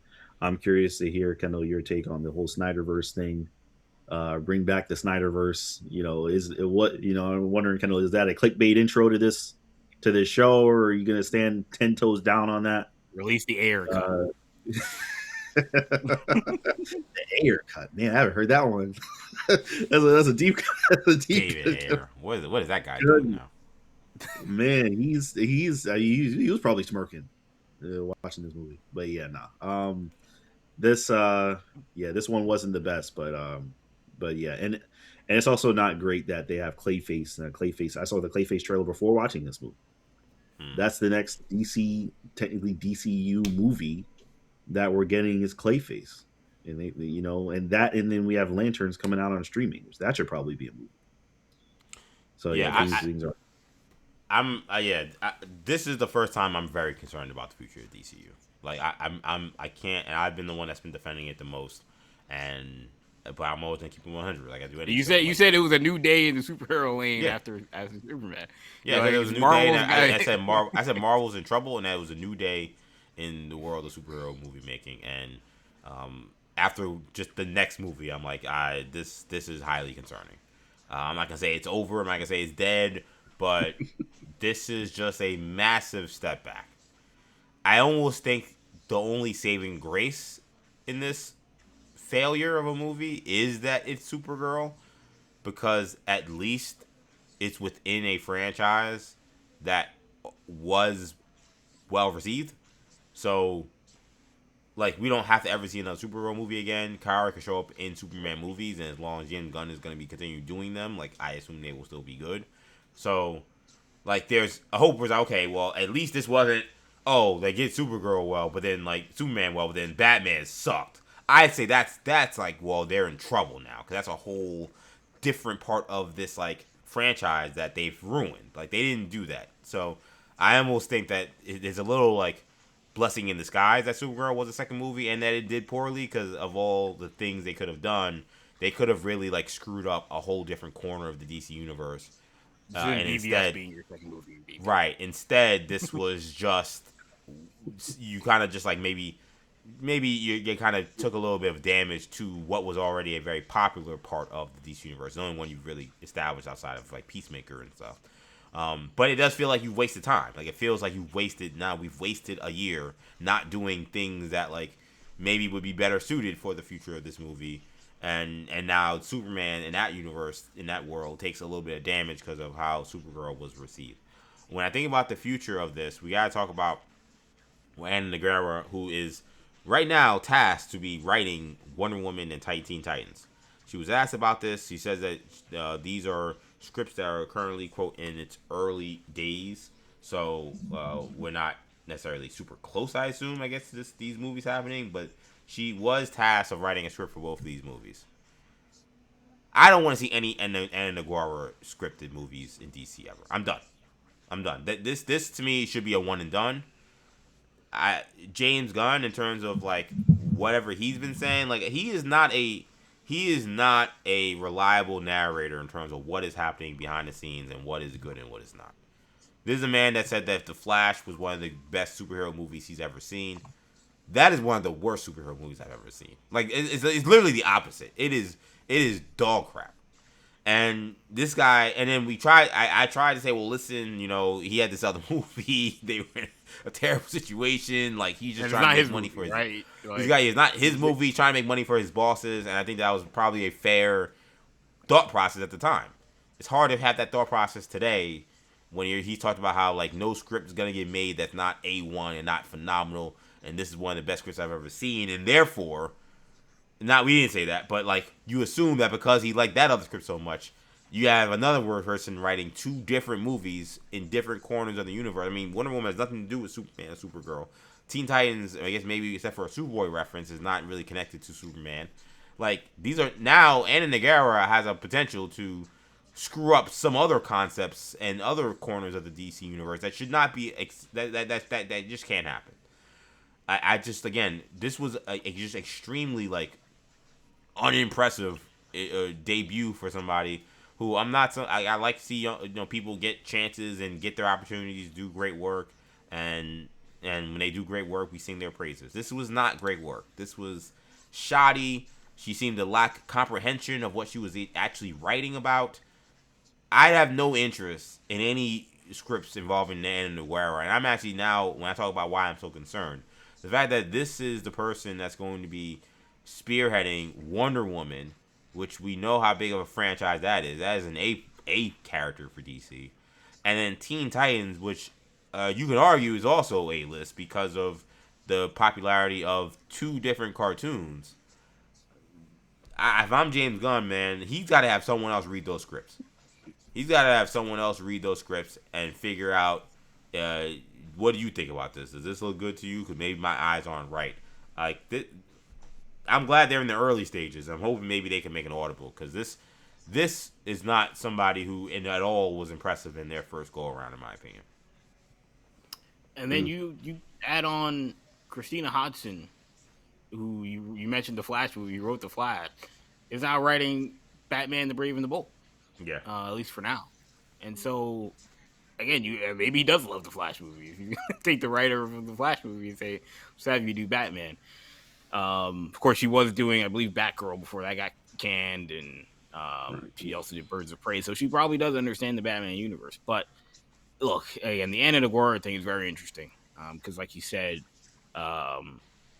she didn't have much to her resume before Supergirl, and so you kind of just had to go off James Gunn's word. You had to go off their movements, which was them giving her Teen Titans and then them giving her Wonder Woman, saying, well, I mean, those scripts and the pitch and Supergirl in general must all be excellent because there's not, again, a whole lot to go off of. Now that we've seen Supergirl, and it's a movie that's been maligned specifically for the writing and the script, again, it does call into question, what are we doing? And this goes back to one of my biggest concerns about James Gunn, and something I brought up to Shamari a lot on Imperial about Dave Filoni as well, but I'm more worried about James Gunn because we've seen it now play out, is when you hire the studio head who's a director, similar to in sports when you hire the GM that is a former coach, it becomes harder to attract high-level directing talent and high-level writing talent to want to work under James Gunn because he's such an involved creative, and those types of people with actual real track records are going to want more say, and they're going to want more freedom to do their kind of story and to tell their kind of version of the character. And so I'm not surprised that they've got to go maybe off the beaten path for somebody who's unproven in Anna Noguera. And look, again, he says it was a great script. I'd imagine he thought it was a great script because he greenlit it. But then that then calls into question just their ability to understand what they're looking at, their ability to understand what's going to be good, the product that they're putting out, whether or not it's going to be good or not, and being able to project that. Because if you're not lying to me, which I think he was lying with the Flash, but I don't know if he was lying with the idea that he thought Supergirl was going to be great, then that now I wonder if you even have an idea of what's going to be good and what's going to be bad. Because at the very least, if you know your movie's not going to be like a masterpiece, you can sell it down a little bit, right? You understand. Let me not say this is going to be the greatest movie of all time. Or you can say Millie Alcock puts together a great performance, and I think you guys are going to fall in love with the character. Yep. That all those things doesn't say it's a great movie or it's a well-written script and it's the greatest script of all time. But when you then say that, or you say, we put together a great script, and you say we're going to put this person and have them do Wonder Woman and Teen Titans, now all of a sudden you're telling me that you think this is a well-written movie. And a lot of people disagree with that. I don't really think it's a well-written movie myself. Yeah. So again, I have massive questions about her doing these movies. And I just have questions, even as a whole for DC. What's the next step after Man of Tomorrow? We know they have Man of Tomorrow coming out. You mentioned Lantern Shamari as well, and Clayface. And we know that they had this Deathstroke and Bane thing in the works as well. But, like, if they've got to hit the reset button to some degree and just say, all right, flush Supergirl, we have to now, like, have that meeting that Kevin Feige had after Secret Invasion or whatever it was, and they just kind of reset everything, and King Dynasty was thrown out, and they turned it into Doomsday. Like, they might need to have that conversation in that meeting today at DC after the second movie.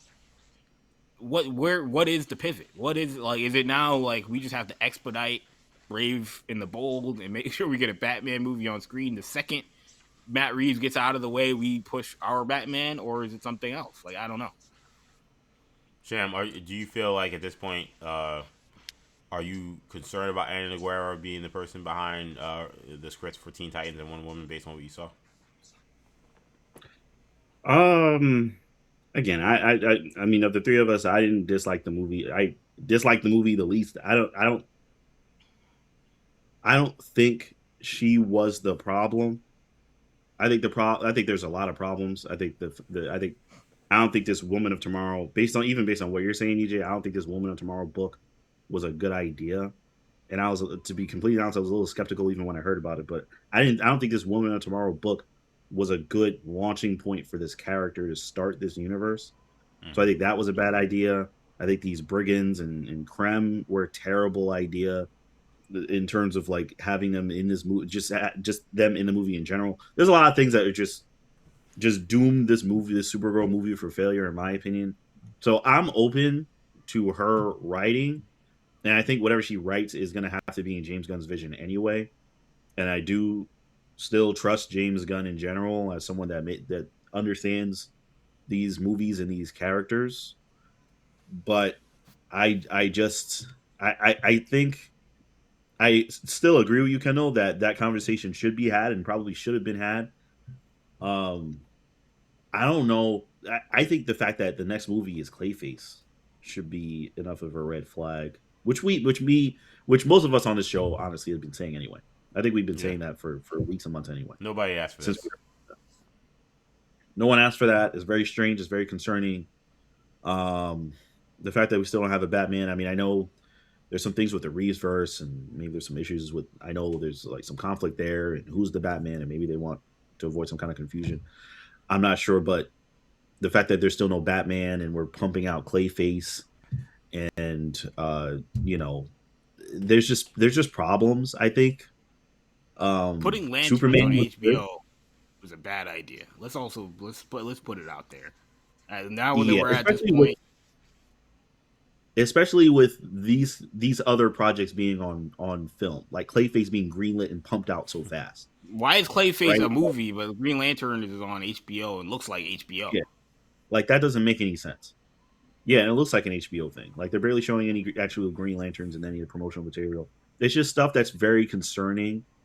So yeah, they probably should be having a very significant discussion about, what should we be prioritizing, and it becomes a situation where it's like, I wouldn't say I hope Clayface bombs so that they push some big red button, but like maybe they need to learn some hard way that, hey, this stuff, these kind of wacky decisions that you're making that you think is mixing things up and whatever other buzzwords you're thinking is what that you're doing is not working, and people just want to see Superman, they want to see Batman, they want to see Lex Luthor, and they want just give the DC fans what they want to see, and people will show up and they'll be happy and they'll buy your merchandise and all that stuff. So yeah, honestly, they should be having a discussion. I'm not too concerned about Anna, but I am concerned about James Gunn. I mean, honestly, at this point, like it's just his leadership and his, decision making is starting to just look very questionable. And yeah, this is just not at all what we want to see from him. And this Supergirl movie not being as good as everyone hoped is just adding flame to the fire. No question, man. Let's keep it moving here. Let's go to the other side of the movieverse. Let's talk a little Marvel. This was a little interesting little nugget we saw. I saw across today. So, according to My Time to Shine Hello, the Twitter scooper and rage baiter, who does indeed do get some scoops, it seems like, they posted a rumor that Marvel is reportedly targeting Margot Robbie to play Emma Frost in the MCU. So, this would be, of course, I assume post, Secret Wars, this would be the reboot of the Marvel Cinematic Universe that we assume is going to happen, or whatever is going to happen that it involves bringing in mutants to the MCU in a large way. Margot Robbie, to me, in a vacuum, I would understand Margot Robbie being someone you would target. My Time to Shine Hello also said that Sydney Sweeney was someone that they were considering as well. Those seem like two very different actresses, so that part of it is a little weird in terms of if they've pivoted from Sydney Sweeney to go to Margot Robbie. Margot Robbie is, I've not seen much of Sydney Sweeney, so I don't want to say that on face value she's more talented, but she's certainly more accomplished than Sydney Sweeney, so take that for what it is. I just would have a problem, or at least some concern about, like, again, the age gap, because Yep. we're talking about, Emma Frost is supposed to be basically like a foil. I mean, she's a lot of things, but among them, she's a foil for Jean Grey in the love triangle that happens with her and Cyclops. I mean, how Sadie Sink? Margot is what, Robbie's 20? 35. Yeah, Margot Robbie's 35. Sadie Sink is what, 20 something? Like 25, early 20s? like that. 25? Yes. I mean, that's a significant age gap. And again, we're talking about these are movies that are going to be made moving towards the future. Is it the biggest age gap ever? Like, maybe not. But, I mean, Sadie Sink looks kind of young to me. I don't know if that part of it really makes sense, especially if Cyclops is going to be someone probably along the age of Sadie Sink. That's something I think that I would maybe look at it and say that pause. Like, Sydney Sweeney makes a lot more sense, I think, if you're trying to make a contemporary foil to Jean Grey. I do think that Margot Robbie could absolutely play Emma Frost. I think that she'd probably be 1000%. excellent playing Emma Frost. We saw her in Wolf of Wall Street. I think that's definitely that kind of sultry kind of role that bring into the White Queen is something that I think would be really good. That would be my only question is like that. It doesn't feel like Sadie Sink and Margot Robbie are equals or are contemporaries. So how would they match that? Is that going to be a part of the mutant universe you're creating? Because to me, I mean, like, there's an aspect. I mean, remember we went 40 years of Marvel content where like Emma Frost was not involved with like Cyclops or a part of the X-Men. She was just part of the Hellfire Club. So maybe they're not looking at it like that. But I think that Emma Frost and the Cyclops thing is like so. It's so mainstream now that I think if you're casting Emma Frost and not like keeping into consideration how that relates to Cyclops and Jean Grey, I think you're living in 1975. Like you have to. And I 100%, when you hear the Sydney Sweeney rumor, you 100%, that's where your mind goes to, right? You go to that foil of the Jean Grey, future potential love interest for Cyclops. There's a lot of people that have, there was a rumor, I think it was My Time to Shine, that said that Jacob Elordi was somebody that they were looking at potentially. They didn't say to play Cyclops, but just somebody that they were talking to. We assume in the X-Men, and we assume for Cyclops. And Shamari knows obviously Euphoria, the Jacob Elordi, Sydney Sweeney thing. So like if they went in that direction, it would certainly be a dramatic, a dramatic twist of irony. If they wanted to go in that route. So I mean, like. Again, you then tell me, oh, actually, we might do Margot Robbie. Like, again, 35 isn't like so super. Like, I think Jacob Elordi's like 28 or something. Yeah, he's so it's 29. not like he's 29, right? So you could, in theory, still do that. Yeah. But like, and he's a big guy too. So like, he's a big dude. It wouldn't look ridiculous. Yeah. But it's the Sydney Sweeney aspect that's like, or the Sadie Sink aspect, rather. Yeah. Yeah, Right. that's like, all right, this I don't know if this really works in the same way, unless you're doing a totally different kind. I mean, and also, vibe. you could also make it a little. You could make it uncomfortable. You could make it where it's right. like, Again, if you're trying to do a different kind of vibe, where it's like, oh, older, she is older. This older chick, like came in, Right. and swooped in, like, and took Cyclops from Right. her, Like I don't know. like, I don't know if people want to watch that. Again, it goes back to what we were talking about in the last Yeah. conversation about certain stories you just don't really want to see play out on. Now, on what the I big will screen, say. What I will say is, like, what I always think about is, like, it's not necessarily how old these people are now. It's how old they are when they start shooting. And I assume X-Men will shoot. I think later this year, if not next year. Yeah, so next year. So the movie comes out in 28, probably. At the earliest, 28. By that time, Margot Robbie's 37 and stuff. Does it feel more savory at that point? And then again, like, it's not like I don't think you're going from 0 to 100. Like she meets Cyclops and then Emma Frost is trying to get at him. That's something that's supposed to build over time. How many movies do you have to make before we get to this Emma Frost Jean Grey thing? And at a certain point, like maybe maybe that's what they're thinking about. Maybe by 10 years from now, when they're all now Sadie Sink's much older, she's much older. Maybe they feel like by that point it actually won't seem as weird. It's just from this standpoint today, it seems a little weird. Right. But I mean, to be honest, in the comics, like I'm sure Emma is probably older than Jean. Like because this is the nature like of them fighting the Hellfire Club. Like the Hellfire Club was around for a while before the X-Men were created. So maybe it works. It's just the way they're drawn, the way it's written. Like you don't really think about that so much in the context when you're reading the books. Sham. Yeah. Yeah, I don't know. I feel like the age, like you said, EJ, the age doesn't really like stand out as much in whether you're talking about how it's drawn or how it's animated. If you mainly kind of interacted with that situation in the animated format, kind of like me, like they never in how they were drawn. I guess before it was animated on as a cartoon, like they kind of look in similar at a similar age, but there could be a difference. And even kind of you pointing out the ages, I'm like, I honestly would have guessed the age gap would have been bigger, but it's only about 10 years, which isn't when I saw Margot Robbie at 35, I was like, man, I forgot. Yeah, I assumed it was bigger. Yeah, yeah, I thought it was bigger too. So yeah, Margot Robbie was pretty young when she did like Wolf of Wall Street. That was a while ago. Right. But yeah, so I mean, it's not the craziest thing. I do think the Sweeney will probably work better, but I don't know if I'd want to see the Elodie Sweeney thing again. That would just be very strange. As someone that's watched Euphoria, I'll be like, so you're just trying to get Euphoria people to come and watch the X-Men and feel like they're watching Euphoria. It works with Zendaya, in Spider-Man.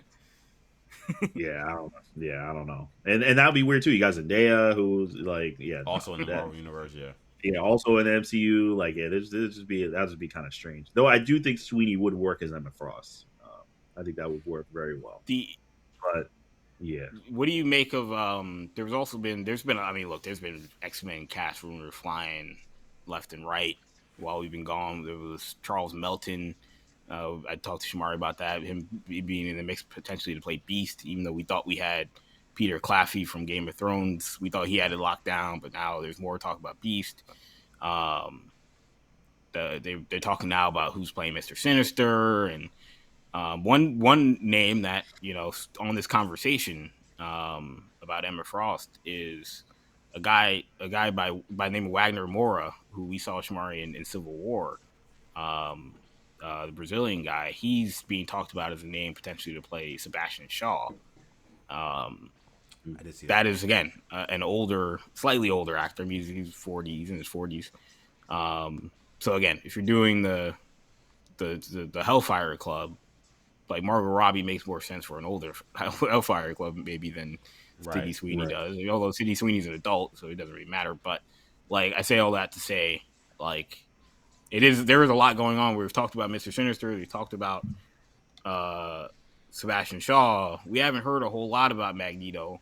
There was talk about Patrick Wilson also being talked about in an X-Men role. I assume that'll be Professor X, but that in theory could be Magneto. Again, a lot of stuff flying around, but I'm just interested in how this movie's taking shape from a narrative standpoint. If we've got Sebastian Shaw and Emma Frost seeming like locks at this point, certainly Emma Frost. But then we also know Mr. Sinister is probably still the main villain. They've talked about Josh Hartnett as a guy. Yes, who I'm not super familiar with, but he's been talked about as a guy that's being looked at Mr. Sinister. Yeah, I mean, listen, I kind of just can't wait to get. I don't know if it's the Comic-Con. I don't know if it's to the movie Doomsday. I just can't wait to get to the point we start to get some concrete things we can actually start to piece together. Yeah, maybe Spider-Man. Like, do we get some concrete things of like what is the direction? Who should we be looking at, and what are they actually building? It still seems so many questions, but the Robbie news or rumor is an interesting one. Staying in the Marvel universe, we're going to television real quick. We're back. We're officially back.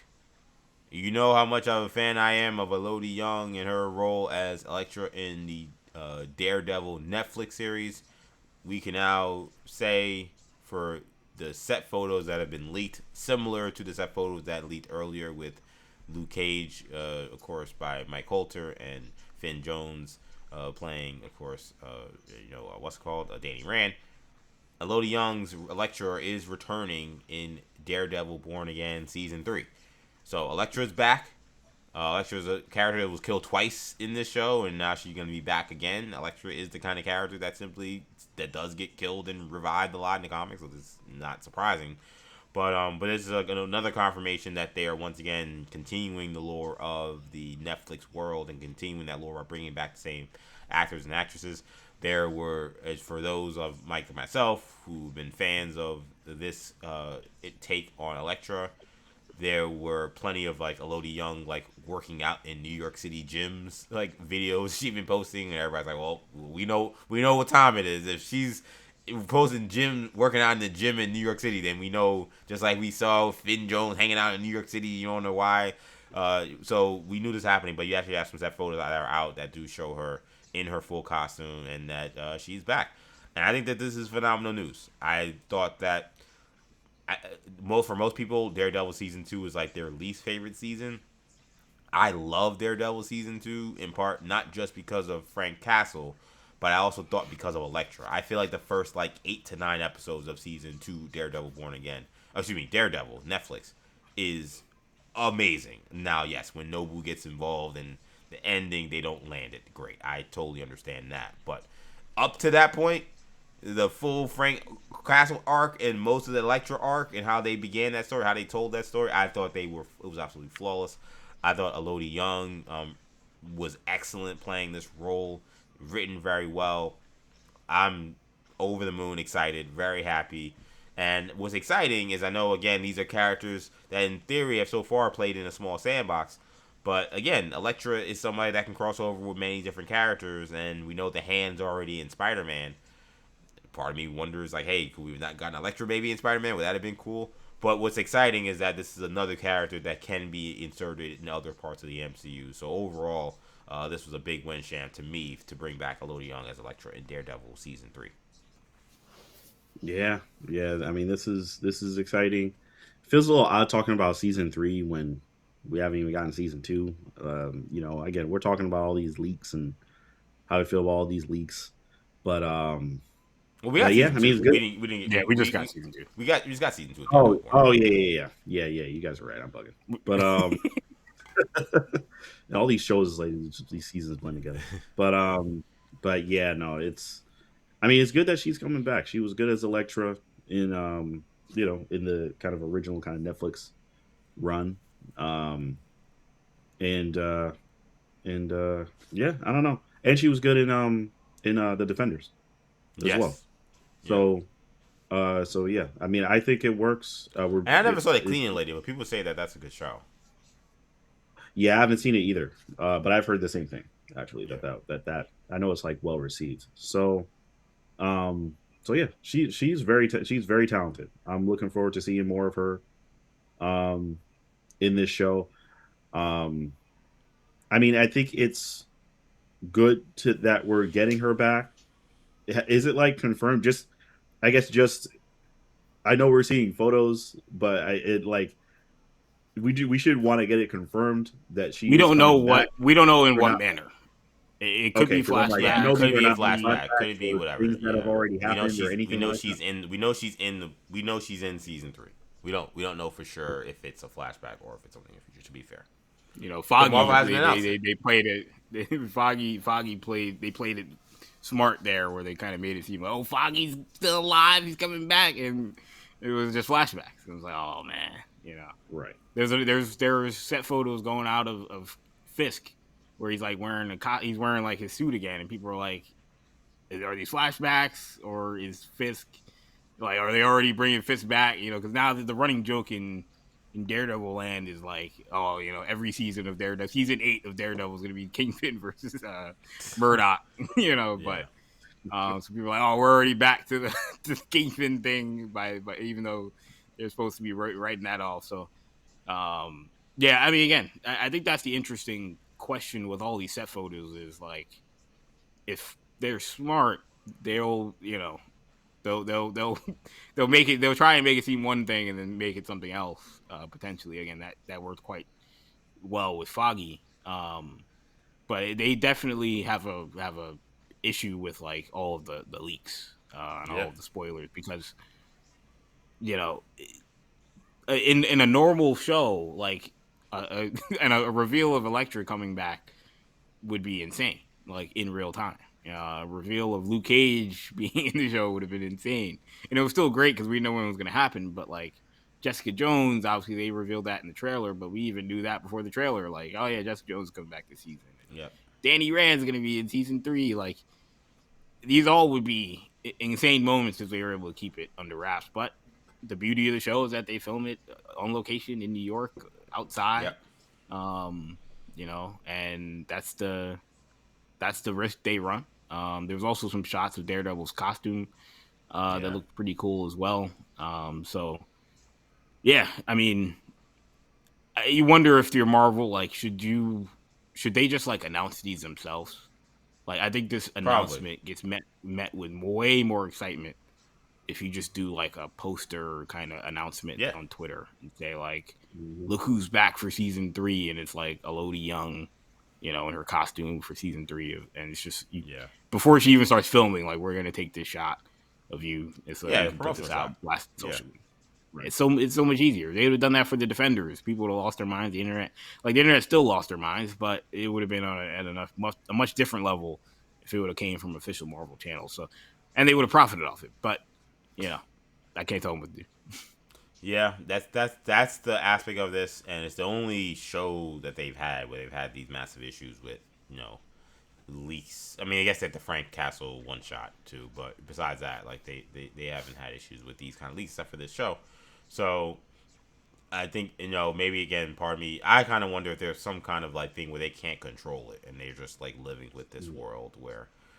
Like, because again, they shoot on location, and I'm sure, knowing Marvel, they've done everything they can to try to keep under wraps, like, things they don't want people to see ahead of time. But if, it's not hard to figure out when Marvel is shooting something somewhere in New York City, if you want to find that out, if you're a photographer. I mean, we're also getting a lot of photos from, and you see who's there.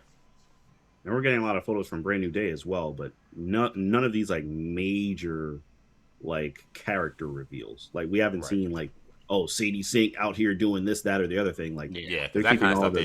That stuff they're doing in the Atlanta sweatshop. Right. They're doing it in the studio.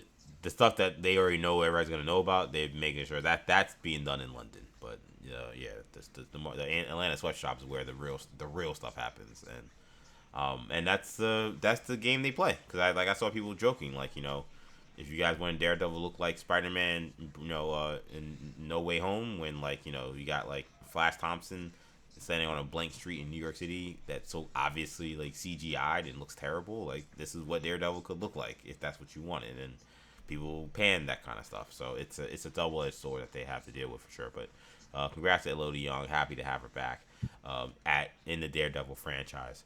A couple more things before we get out of here real quick, guys. Big news out of DC. This was kind of shocking. So DC announces 3 new animated series will be coming our way, relatively soon. They're developing 3 new series. One of them is going to be Absolute Batman. And for those who maybe have been unfamiliar, though, if you're listening to this podcast, you probably do have some familiarity about Absolute Batman and Absolute Universe, where DC is basically, creating an alternate universe, and new origins and new ways to tell stories about various different heroes. They have an Absolute Batman series, Absolute Superman, Absolute Wonder Woman. There's an Absolute Martian Manhunter. And there's plenty of different Absolute stories that are being told. Batman is kind of led the charge, written by Scott Snyder, who's among one of the greatest Batman writers ever. And I've read just the beginnings of Absolute Batman. Now I'm definitely gonna have to continue into it. It is fire. It is incredible. It is really, really well done, and I'm a big fan.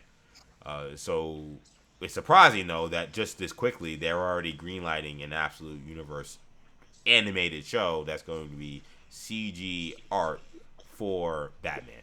You're also going to have 2 more other shows. You got Joker Laugh Riot. That show seems interesting. It's Joker trying to determine, what happened to Batman being murdered and trying to figure out who was Batman's killer because he, obviously doesn't want Batman around because then therefore you can't have a lot of fun. And then there's a crypto animated series that's also happening. This is actually the second time DC has done a crypto animated series. There was, of course, Crypto the Superdog, and now this is another crypto series that's happening. So 3 new animated shows. And Absolute Batman, definitely the one that's kind of leading the charge with the fanfare. Sham, how do you feel about DC electing to go this route for Absolute Batman? I think it's great. And there are things. We just spent a lot of time kind of crapping on James Gunn, but you got to give him credit where credit is due. This is fantastic. I think this is a very good idea. I love the idea of turning a very popular, modern, current iteration of Batman that, and not being too concerned about canon or confusion or any of that stuff. Like everyone's going to see this and know, obviously, this isn't going to be connected to the DCU and it's animated, but yeah, this is great. And I'm glad he is, greenlighting stuff like this, and him and, I'm sure whoever else is kind of helping out with their animated work wants to work with Scott Snyder and I would imagine that they'll be telling the story extremely faithful, if not just a page for page practically retelling of especially with James Gunn in charge. Like, he's not going to have any kind of hesitation to show, I'm sure, everything from this Absolute Batman comic. I think this will be very mature and will be like a full retelling. And I think it's going to be fantastic. I just started reading Absolute Batman as well, and it's great. It's very interesting. You also see, and as a Frank Miller fan, you could clearly see the influences from The Dark Knight Returns as well. Yeah, definitely. It's very good. So, yeah, I just think this is fantastic. I hope we get more stuff like this. In general, DC, Marvel, wherever, right? Like, if there's a great comic run, it's really connecting with people. And we know that this animation, me and Kendall just spent, weeks singing the praises of Imperial, of Lucasfilm's animation work for the Star Wars Maul Shadow Lord shows. Some of the animation that these companies are doing now is incredible. Yeah, that Avatar movie that hasn't come out yet. So, yeah, but the yeah, things I have seen, things I may have seen, the things that are out there about the Avatar Studios movie that may have leaked somewhere. But yeah, some of the animation that we're seeing, these studios are able to do incredible work. So I think it's a wonderful idea to not like wait until these runs are, classics 10 years down the line. Like, have good studios make this stuff now using this cutting edge technology. Yeah, I think that's the most controversial aspect of this, is that it's still going on and it's still very new. I know, it's still very new. We've almost never seen it. The closest thing I can kind of think to is like when they did Civil War and Marvel Ultimate Alliance, where it's like, oh wow, that joint just came out. I was thinking about the Ultimate Spider-Man cartoon, but even that, you're talking about probably 10 years, 11 years, and that was like very loose. Yeah, that was just like a name. That was really almost more just a name than anything else. But that's probably the other thing I thought about. But what was Secret Invasion to Earth Mightiest Heroes? What was that like? So Secret, that was pretty. Yeah, that was probably that was pretty close. It was about 4 or 5 years, I'd say. But yeah, this came out last year? Absolute Batman. Just 2 years ago. Yeah, 2 years ago. Yeah, so, this is quite the turnaround to get an animated series already. But it's interesting, and what's great about it is that it broadens the audience, because there's just a lot of people that maybe wouldn't have read it, that are going to now be familiar with the story. I think on the Marvel side, this would be like them deciding to do the Krakoa X-Men story in an animated series, because it's a very different approach to a very untraditional version of Batman. But Yeah, I'm excited for that. I'm also excited. I saw the trailer to Cape Crusader season 2. That looked pretty cool. Yeah, yeah. Um, Mhm. I'm a and big fan of Cape and Crusader. there were also I think some people at that film festival um, saw clips from My Adventures with Green Lantern with Jessica Cruz. And they've got a Mr. Miracle cartoon as well. So yeah, DC's really, I give James Gunn a lot of credit for really pushing the animation thing because uh, it's smart when you're in that business of of a superhero genre, um, because there's just so many stories you can't tell live action. But Yeah, when and I'm you tell them in animation, it's sort of the breeding ground for these stories to be told in live action potentially at some point. yeah. I mean, listen, I'm not an accountant. I don't have the the spreadsheets on the money that's coming into Warner and coming into DC, but I don't know. I don't know why DC walked away from animation. I think that animation is a big part of its brand, and we saw how much I don't know how much money that was made, but just in terms of just like I just think mass appeal. Like I think the way that they kind of neutered their own animated movie franchise and house, I think did severe damage to the brand. Because there was a stretch where you couldn't miss a DC movie that was coming out of animation, and some of the cartoons that they have created over the years. I mean, do I have to name them? I mean, Batman animated series, Justice League, Justice League Unlimited, Teen Titans. Like these are like Static uh, Shock, Young Static Justice, Shock, Young Justice,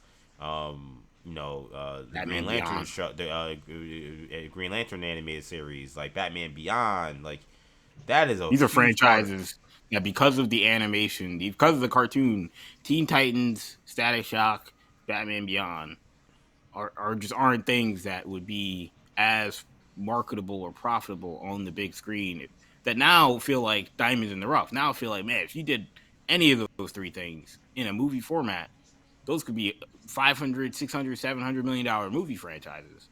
Yeah, That I maybe wouldn't say that if it wasn't for they those were just only in animated versions. books. Yeah, no Yeah. question. It's one of those things that they, they it's smart that they're reinvesting in that, and it's something I've complained about with Marvel. That Marvel, I know they have technically invested because they've done the stuff on Disney Plus, but I thought they were way too late on a lot of that stuff. I think that is a great thing. Again, the Absolute Batman series is critically acclaimed by almost anybody that's read it. So this feels like a win for DC. So again, you do got credit James Gunn because he is taking that part of it seriously. Last thing, man, before we get out of here, thank you guys so much for joining us on Hero Talk. I do want to talk about the fact that this week we have the season 2 debut of X-Men 97. This is going to be a 3-episode premiere.